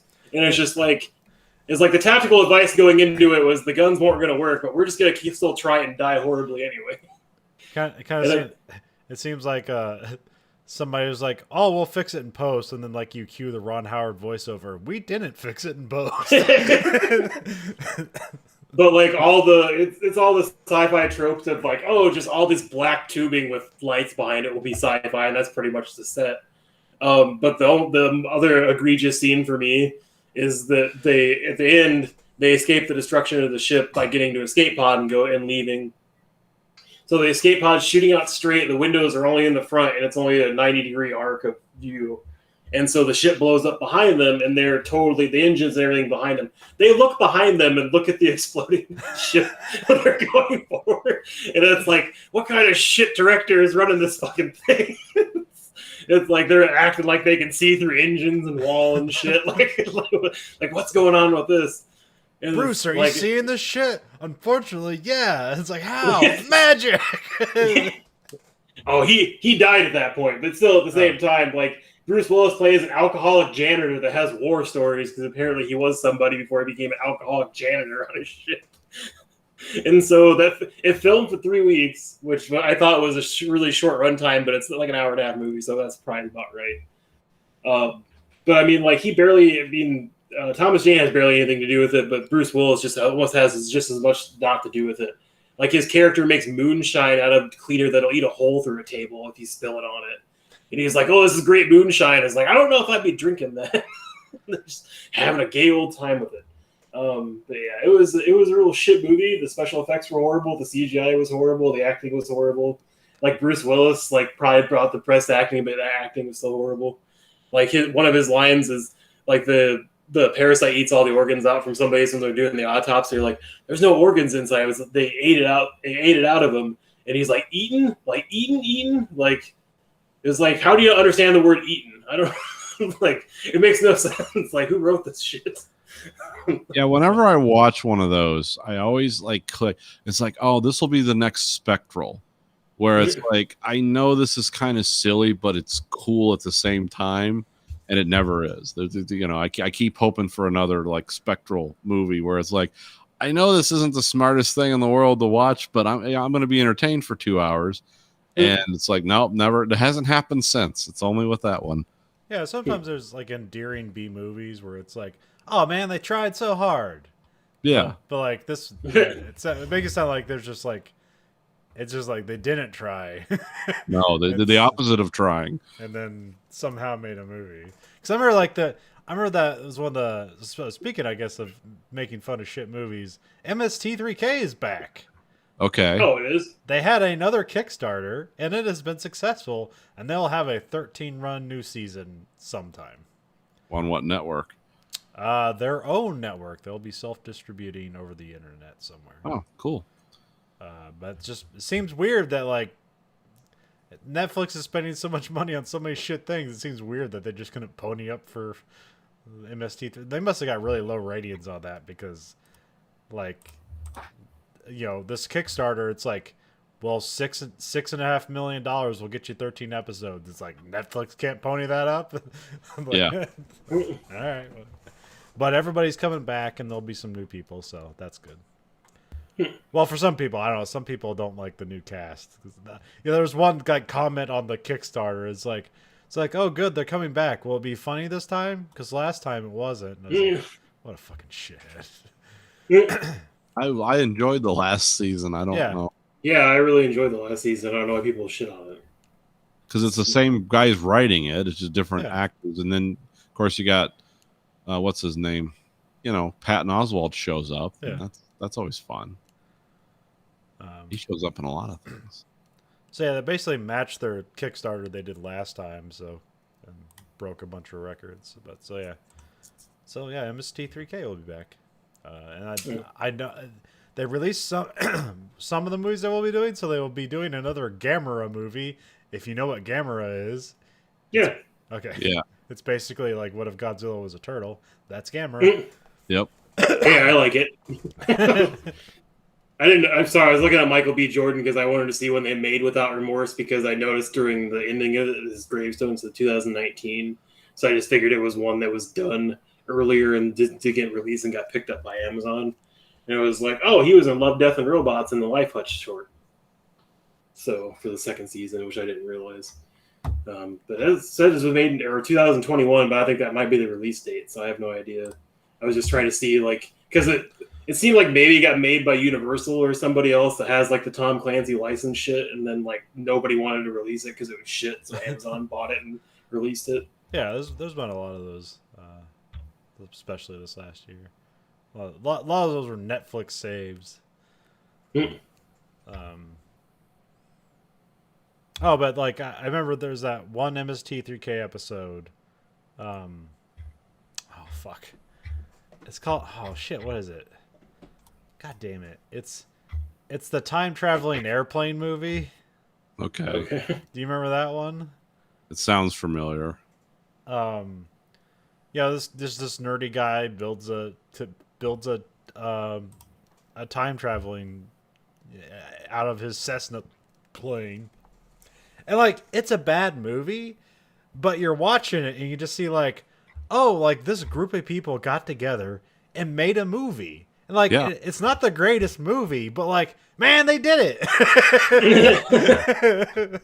Like they had a future scene, they had a past scene, they had taking an Uzi to some like Confederate soldiers. Like they did some stuff. Like it's a shit movie, but like I appreciate the enthusiasm of the people who made it, because I remember also there was like a kind of a heartbreaking thing because they're really glad that they got picked up by MST3K to oh yeah, well now our movie will be shown to the world, and then like they didn't like how they ripped into like half the jokes were just production jokes, and like they ripped it. It's like, and they got like a whole like screen thing in the outdoors, and they screened it to the whole town that made this movie together. And like they were just all bummed because they're getting made fun of. And then I think that same crew, they made like it was like a heist movie with who's the Evil Dead guy? Bruce Campbell. Bruce Campbell, like he's like a thief with cancer, and it's a heist movie. And that one is also it's like a way better production. It's a B movie, so it's not that great, but like it's like you could feel the enthusiasm. Like, oh man, they did it! They made a movie. It's okay. I also remember there was a Bob's Burgers episode. I think it was one of the latest seasons where there's a boxing movie on cable, and it's called Ham and Egger, and it's just clearly a Rocky ripoff, and like and like every time like Bob is watching the movie, it's like, this movie's garbage compared to Rocky, and then by the end of the show, they're just like, they found the endearing likeness to this bad version of Rocky. It's like, well, it's our bad version of Rocky.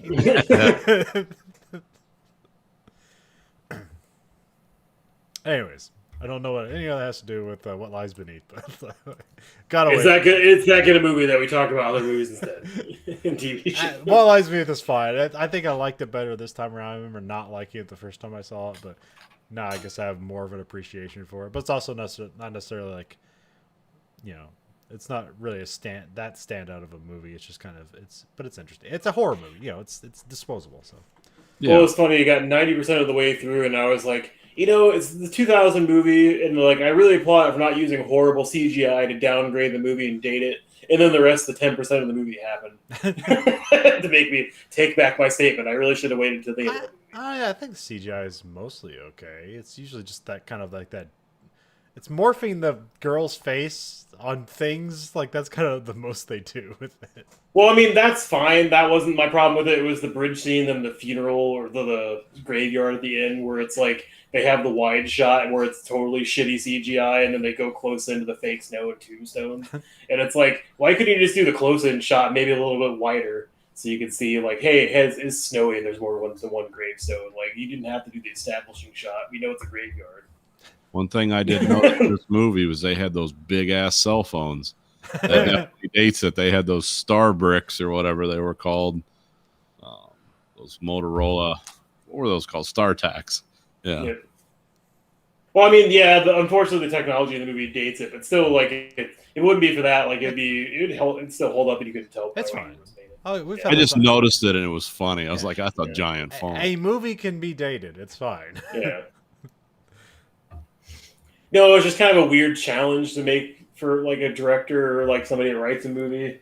Is just like try and make a movie that you can't tell even by. I mean, yeah, you can still tell by like cameras used and shit like that, but like do your best to like not date this movie to a certain time period. Do your absolute best. It's gonna fail either way. I think the weirdest one was Psycho Gorman, because you can't. You almost like it's like this is an '80s movie, right? But like you're looking at it, it's like there's like shit from the '90s, there's shit from now. It's like what the fuck is this movie? Because it definitely feels like an '80s movie, and it definitely looks like an '80s movie. It's a wonderful mess. There was one flop in the movie that I don't know if they noticed it when they were editing. The part where she's like possessed by the student or whatever, and they like start having sex with the apple and shit. She throws the apple away. There's no sound. The apple goes nowhere. It like floats in midair or something because it doesn't hit a wall, doesn't go on the floor, and there's no sound. And it's like, is that intentional or is that just? You got to remember, this movie was made in over 3 months, in between the Castaway before and after scenes, because they were just waiting for Tom Hanks to lose a bunch of weight for the Castaway Island scene. So that's why this movie was made. This was like get ready for production. Castaway's about to shut down for however many months, and that's when this movie was made. Filmed in Vermont, and like I think it was like 82 days, like all in. Like, here's the movie. Go take it to theaters. Yeah, sorry. I guess I don't know how long it average takes to like film a movie of that length.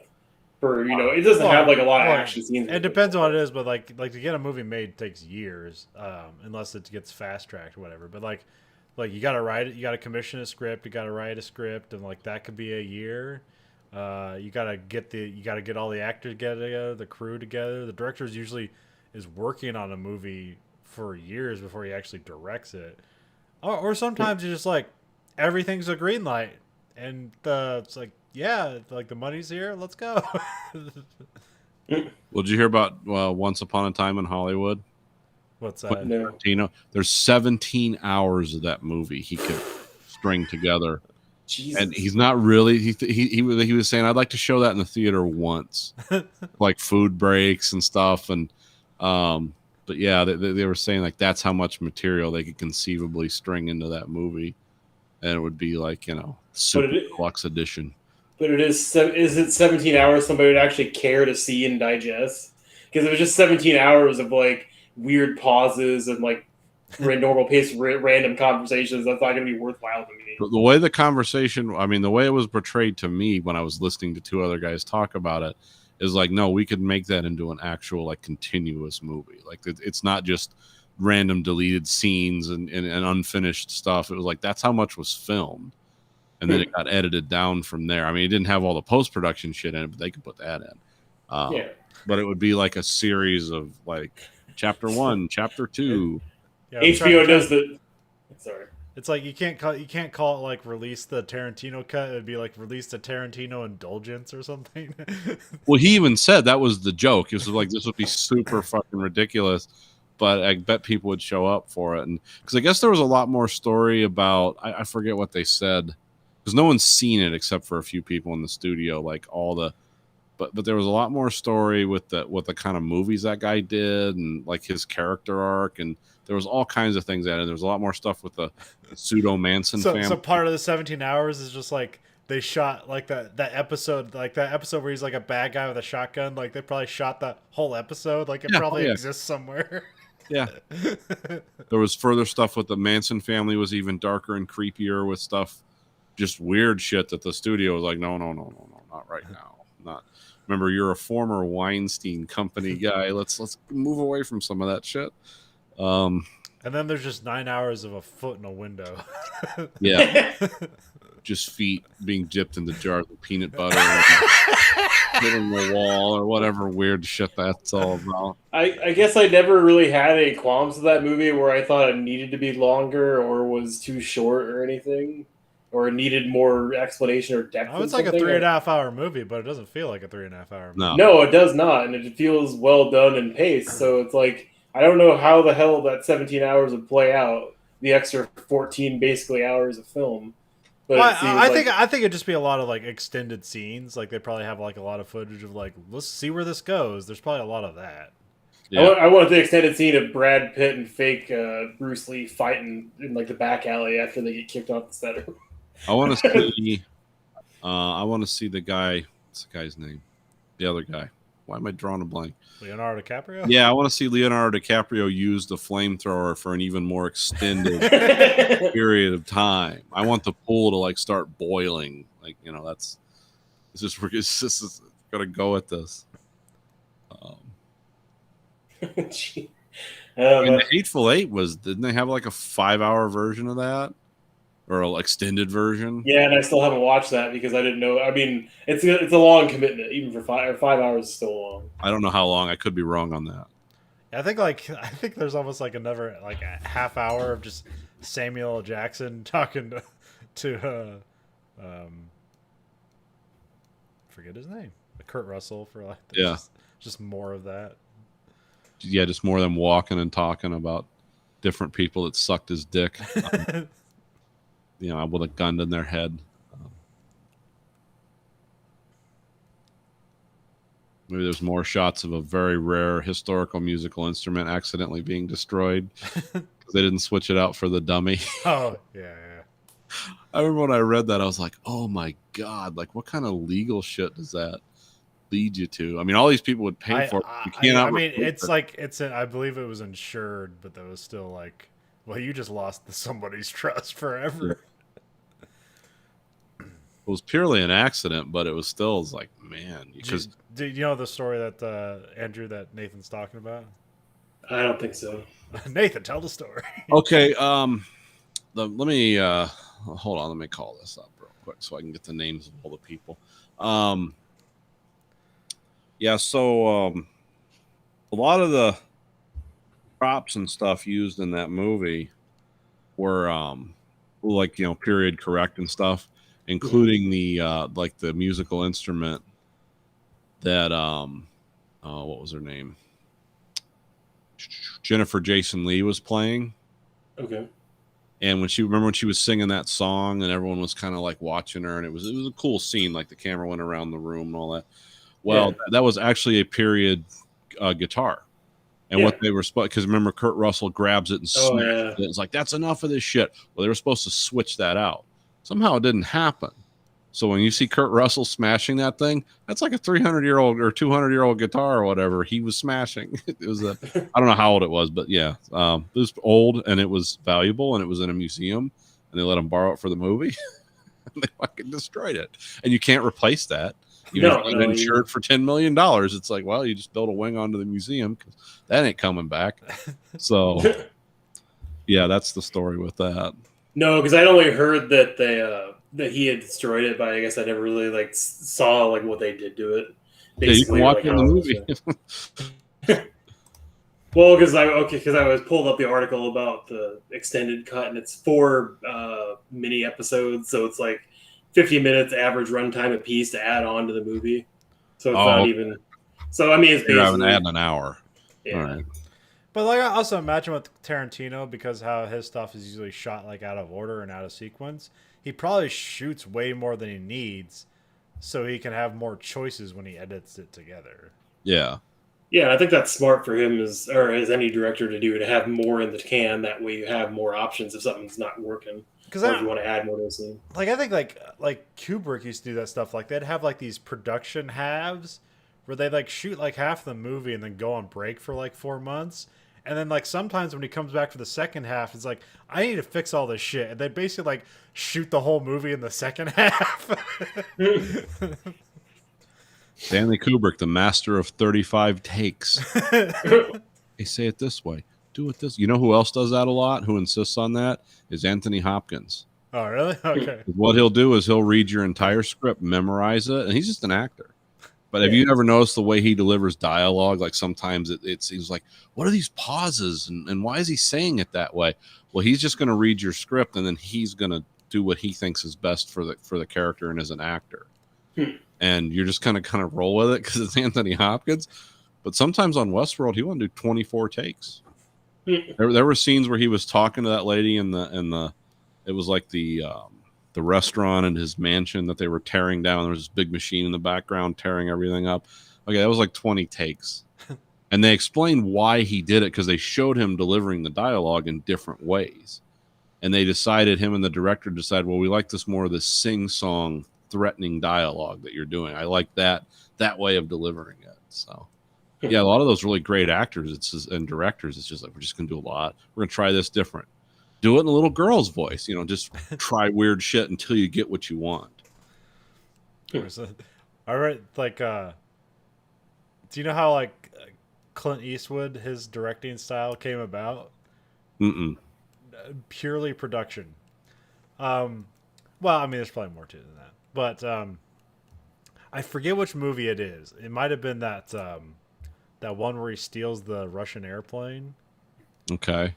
Firefox. Firefox. I think it's something like in the middle of it, they fired the director and he like kind of like directed the rest of the movie. And so like, well, one way he basically got like even more favoritism with Hollywood is like he shot it way under budget.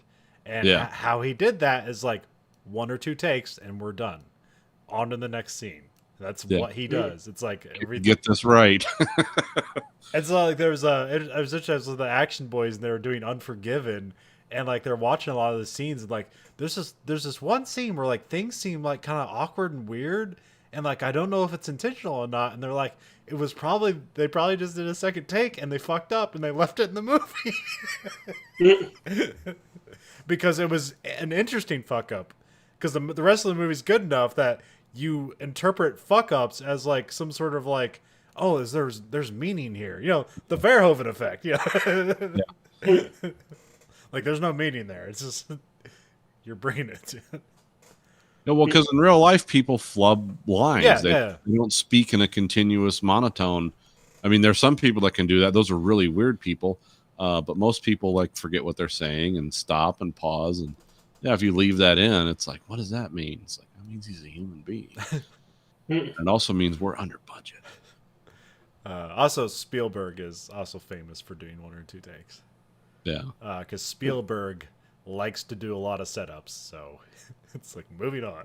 Yeah, it's like Spielberg is such a great director. Like if you actually go and watch his movies, like you go look at the trivia, ton of fucking mistakes. Camera equipment just all over the fucking place. Boom mics everywhere. Shit falling in the background.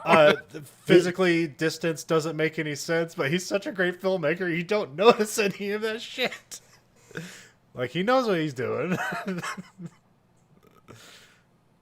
Yeah, he knows what people are looking for and what they're not. Yeah, if you're good enough, people are watching exactly what you want them to see and not any of the other shit. It's when you're fucking up and people start looking around the edges like, What's going on here? This isn't interesting. Why isn't that glass in that scene again? Because he's totally disengaged from the movie and just for errors. Well, the thing at the center of the screen sucks. What else is going on? That sucks too. Wearing a different shirt and he just walked out of the room. And now he's back. It's like, what?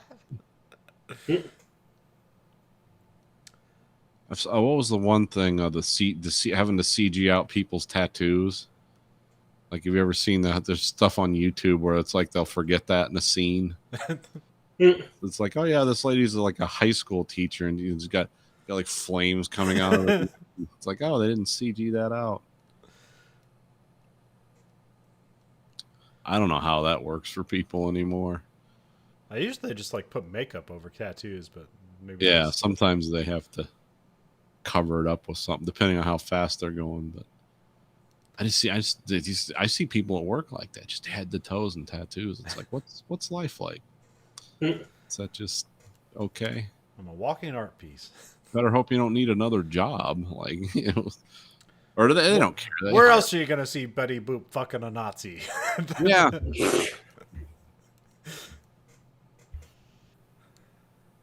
Betty Boop's not popular enough IP anymore. My left ass cheek. That's right. How do you know he's a Nazi? I don't. He has a swastika penis. That's how. I mean, she killed him, so it's like a good story. She still had sex with him. She was doing it to get close. Yeah, I've never seen one with like full on like swastika tattoos at work. They see that more in the prisons. The guys that put that on their forehead, it's like, well, you've committed to something now. You're not getting out of that one. Or they laser them off. That's always fun to see. Ever seen those lasers that remove those? Yeah. That's pretty intense. I hear that there's a tattoo process you can get where it's like it makes that way easier in case you like regret your tattoo. Oh, I didn't know. Okay. Yeah, it's a different kind of pigment that really like and it costs less. Because there's a podcast I'm listening to, and the guy is currently getting one of his tattoos laser removed, and like he just has to keep going in. Like there's like it because like it breaks up the tattoo, and then your body kind of like takes it away a little bit every time. So you can't you can't get it all in one go. You have to keep going back. Well, Not a one and done. Well, it depends on the tattoo, but yeah, he said he's got like 10 more appointments for this tattoo's gone. It's like Jesus. And it's expensive as shit too. Yeah. Seen the guns they do it with. Guy got one tattoo removal gun guy on YouTube. And of course, this is some guy who's a genius with electronics. So he's going to boost the power, but he just took the gun out of the box and plugged it in and put like aluminum foil down. It was like tack, tack, tack, tack, tack, tack, and it just cut right. I mean, just sheared right through it. And he was like, "Let's boost the power on this. Let's add some different capacitors." And next thing you know, he's like setting his table on fire with it and stuff. It's like, Yeah, because I don't think I like put like some kind of gel on afterwards. Because basically, you are like giving yourself a severe sunburn or something. Like yeah, that. oh yeah, it's I forget what kind of laser he said it was, but yeah. Because it's basically when it does that tack, tack, tack, tack, tack, it's like that's like boosting it up to like 2,000 volts are going through it at that point or something. Like it's very brief. But yeah, it's not. It's all avoidable. Go up, boys and girls. Don't get tattoos. Or at least not ones you're going to regret. Yeah, or at least no. Don't get into Or- too much into the or- furor. Or put them in the t-shirt area. It's like here, no one's ever gonna see him unless you want him to. Oh, there's guys at work like bosses and stuff that like they have to wear long sleeve shirts all the time because they're just like covered. Yeah. Because I saw one of the guys once at Meyer. I was picking something up. He was like, "Hey, Nate." I was like, "Who the fuck are you?" Because I didn't recognize him. He looked like Wolverine or something. You know, it was just like, "Oh, I didn't know that." Okay, that's different. You just all his arms and everything covered. Like, oh, okay. I remember there's something in the Marine Corps, and maybe they've laxed this or not, but like you couldn't have any face tattoos, or I think it was like a face. You couldn't have tattoos above like the 5th vertebrae or something like that. So yeah, whenever you saw some military guy with some tattoos on his face, it's like Army, huh? No.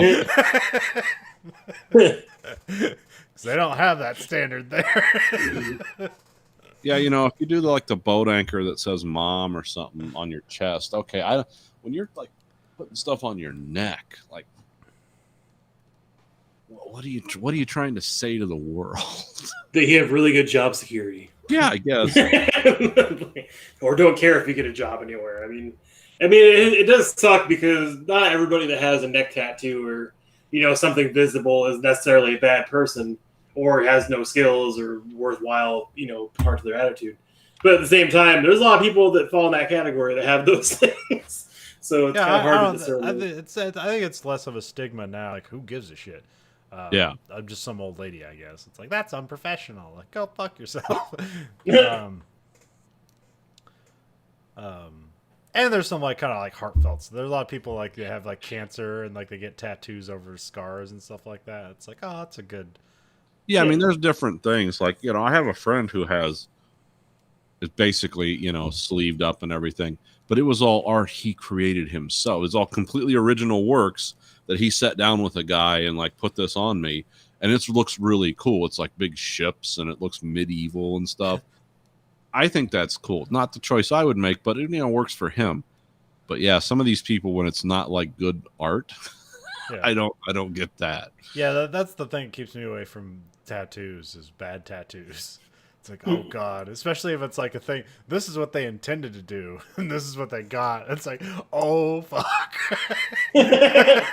you can't undo it. Well, you can, but like for a long time, you can't undo that. Yeah, I don't do things like that because I want to keep as much of my body covered as possible. Because I have body shame issues, and so there's nothing to show off. The only place I could get tattoos is on my face if I wanted anyone to see them. Oh, come on. You wear low cut neck, so you can just do neck too. Come on. Yeah, I could do next stuff. I don't know how painful it is compared to like anywhere else on your body, but I've heard the foot is painful, and I've heard like the lower back is painful.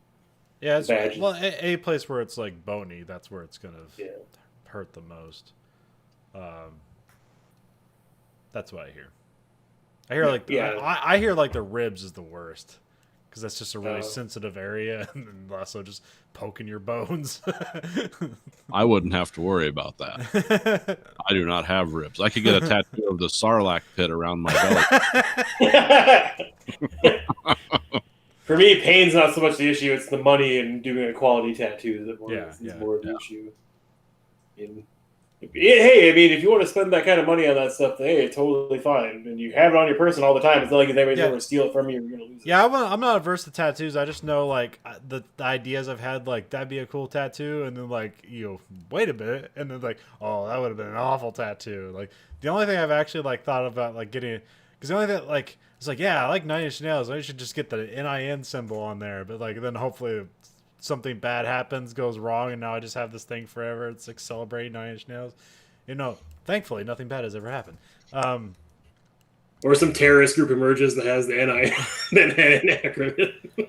But the one I like the most, that would be kind of inconspicuous, and maybe know what it was for the PSP Metal Gear Solid game. I think it was like Peace Walker. And they have this version of the peace sign, the peace symbol, that's a B-52 bomber, like as the peace symbol. Oh, okay. And then it has like all this weird digital artifacting around. Like that's the thing that I'd want to get a tattoo of because it's inconspicuous enough, but also it's just like cool and ironic. Like the peace symbol is a war thing. That's cool. Yeah. No, that seems cool. I didn't play that game, and I don't remember a lot about it because I did watch like the quick play kind of stuff for it. But I mean, the PSP wasn't a long-lived video game console. I mean, it was also a weird game, but it was a vaguely a mainline Metal Gear Solid game, so it had all crazy kooky story. The gameplay was weird. It was not the typical, because it was like arena battle things. Like you go in and fight a thing, and then you'd get soldiers afterwards. It wasn't like all the other Metal Gear games. But the story wasn't full motion. It was like motion comics. It wasn't like the 3D stuff they usually do. Yeah. I think you should talk about a video game, a podcast now, to get some of the get some of the cues down. We'll talk about a movie, a podcast. Besides the movie of the week, talk about a TV show, a podcast. That way we don't have to do like the yearly rundown at the end of the year where we're like, this movie, go. That's simple. I mean, I played Yeah. I played Resident Evil Village. That was That's the popular game of the week right now. yeah, that's the latest one. Which man, that game's weird. It's good, but it's weird. Mm. Is Because that the one with the big fat guy in it that's in a wagon? yeah, Okay, yeah, I've seen image. Right. Someone made memes of that for something, and I was like, "What is this?" And I looked or it you up. got Lady Dimitrescu, who's like the latest like horny thing on the internet because she's like a 10-foot tall vampire pale lady with giant boobs and a big ass. Okay, Who's dressed up like a Victorian era Marilyn Monroe. So, yeah, there's I don't know. It's kind of weird because there's actually like an hour and a half of that game that I don't like, and that's kind of a long time to not like a game. But it gets so fucking weird and wacky. Like at some point, it basically like turns into to like Call of Duty Modern Warfare, but with like vampires and werewolves and shit. It's like, Oh, wow, that's- this is out of nowhere. But kind of cool, because that's kind of what I liked about Resident Evil, because like you think of the first game, it's like, oh, it's like some cops investigating a mansion, and they're like, oh, it's a horror movie because it's zombies, but then like, oh wait, it's a government conspiracy.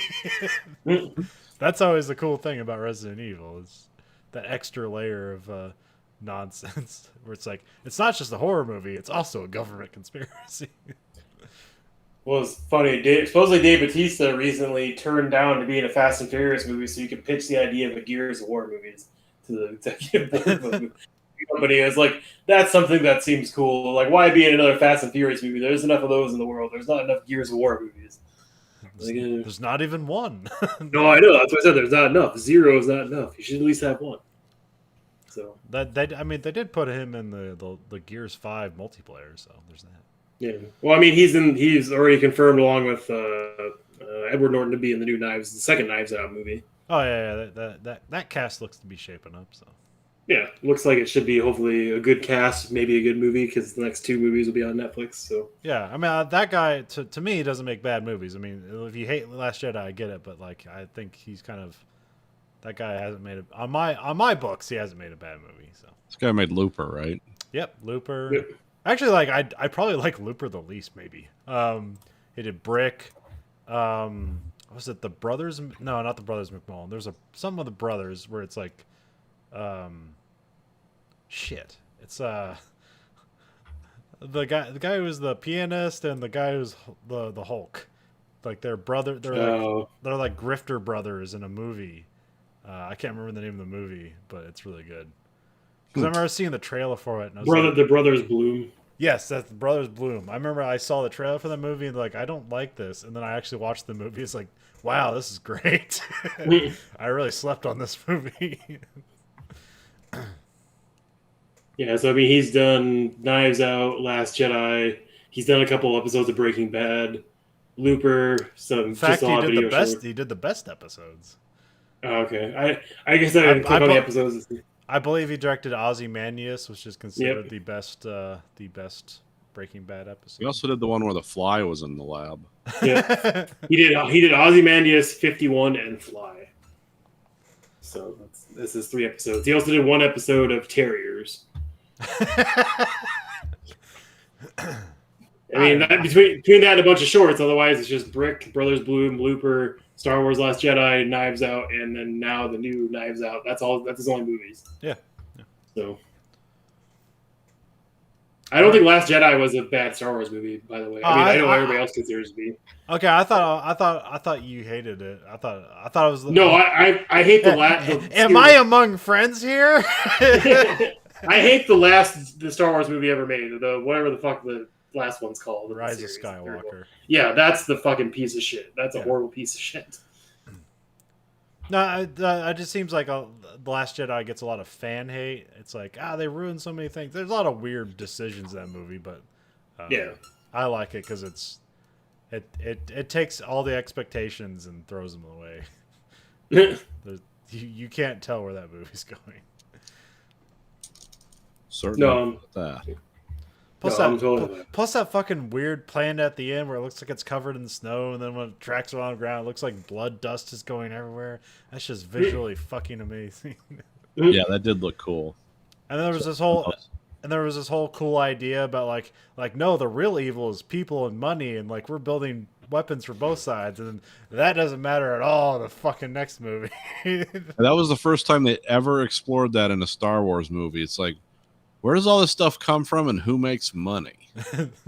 Because this weaponry was either fabulously expensive or it's all made by droids, so maybe it's cheap. I don't know, but it's really destructive, and there's got to be an end game to this.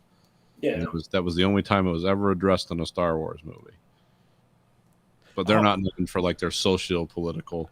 Oh yeah, so I was listening to that Star Wars Clone Wars podcast, and they made me buy a book because it's like, wait, this exists? That seems stupid and cool. And it's like so they've thrown out all those Star Wars books, the canonical ones, but one of them is it's like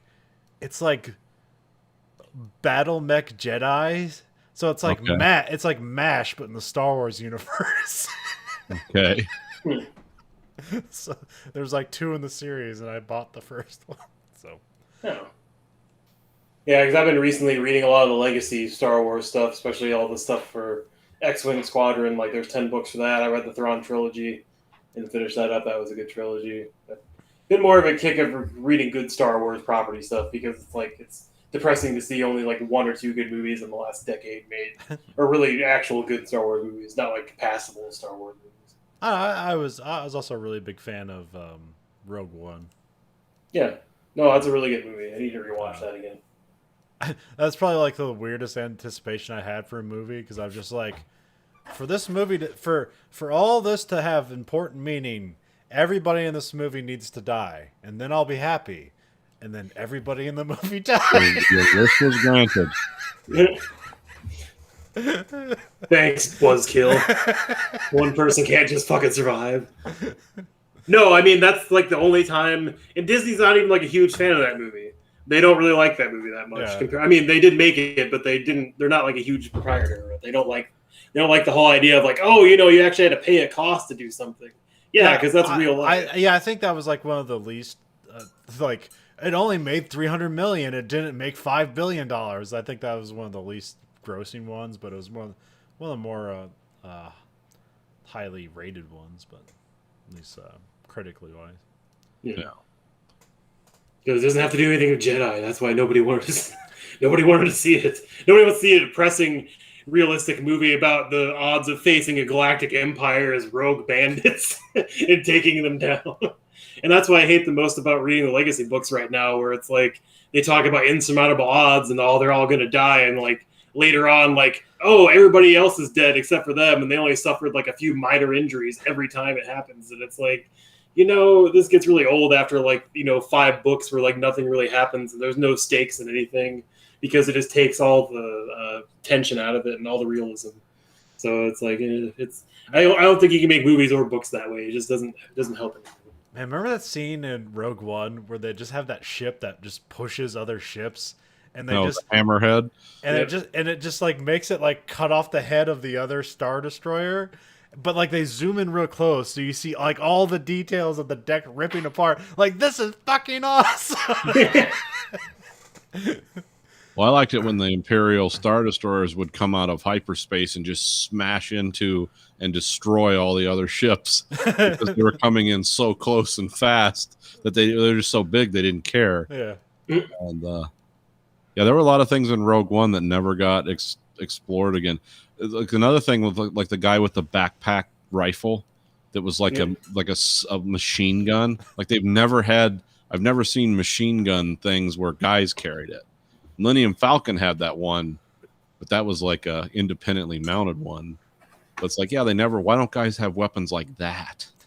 Because if you were fighting in a ship, like that would just be devastating. That would you just kill everyone in the whole aisleway. There'd be no stopping that.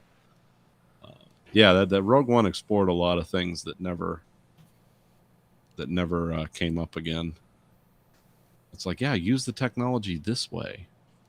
Well, and then of course, like the Last Jedi was Yeah. the most ridiculous. It's like, yeah, just let's put droid brains in these ships with hyperdrives and just start destroying every large craft. We'll win the rebellion in a year because we all we need to do is that. People don't need to die. You just put like R2D2s in there and send them off. And then the whole story is about how these droids don't want to kill themselves. It's like, but it's for the better good. It's just them emotionally manipulating machines to kill themselves for the greater good. Lie to the wires. It's okay. It's okay to lie to the box. It's only emulating human emotion. It doesn't think it's right and wrong. Just everyone becomes dark. The whole movie's about the moral implications of creating things and enslaving them.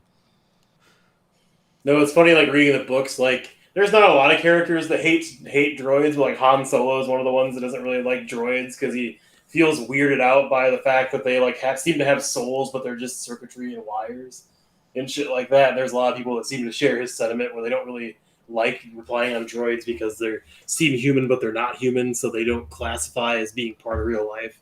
Because apparently Jedi didn't like droids either because they said they didn't have any part of the Force. It was a waste of resources or some shit. But like, I hear that's like something that the cartoon actually explores. Like that's what makes it look pretty good. Is like the dichotomy between clones and droids, where it's like both the droids and the clones are just created, and like don't seemingly like know like what their grand purpose is.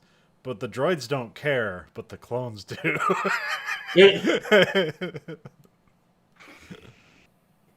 I'm excited for the Bad Batch to see like some of that because that looks like it might be interesting. A continuation of like Star Wars animation and stuff like that. I haven't seen any of the. Isn't it Rebels is the newer show?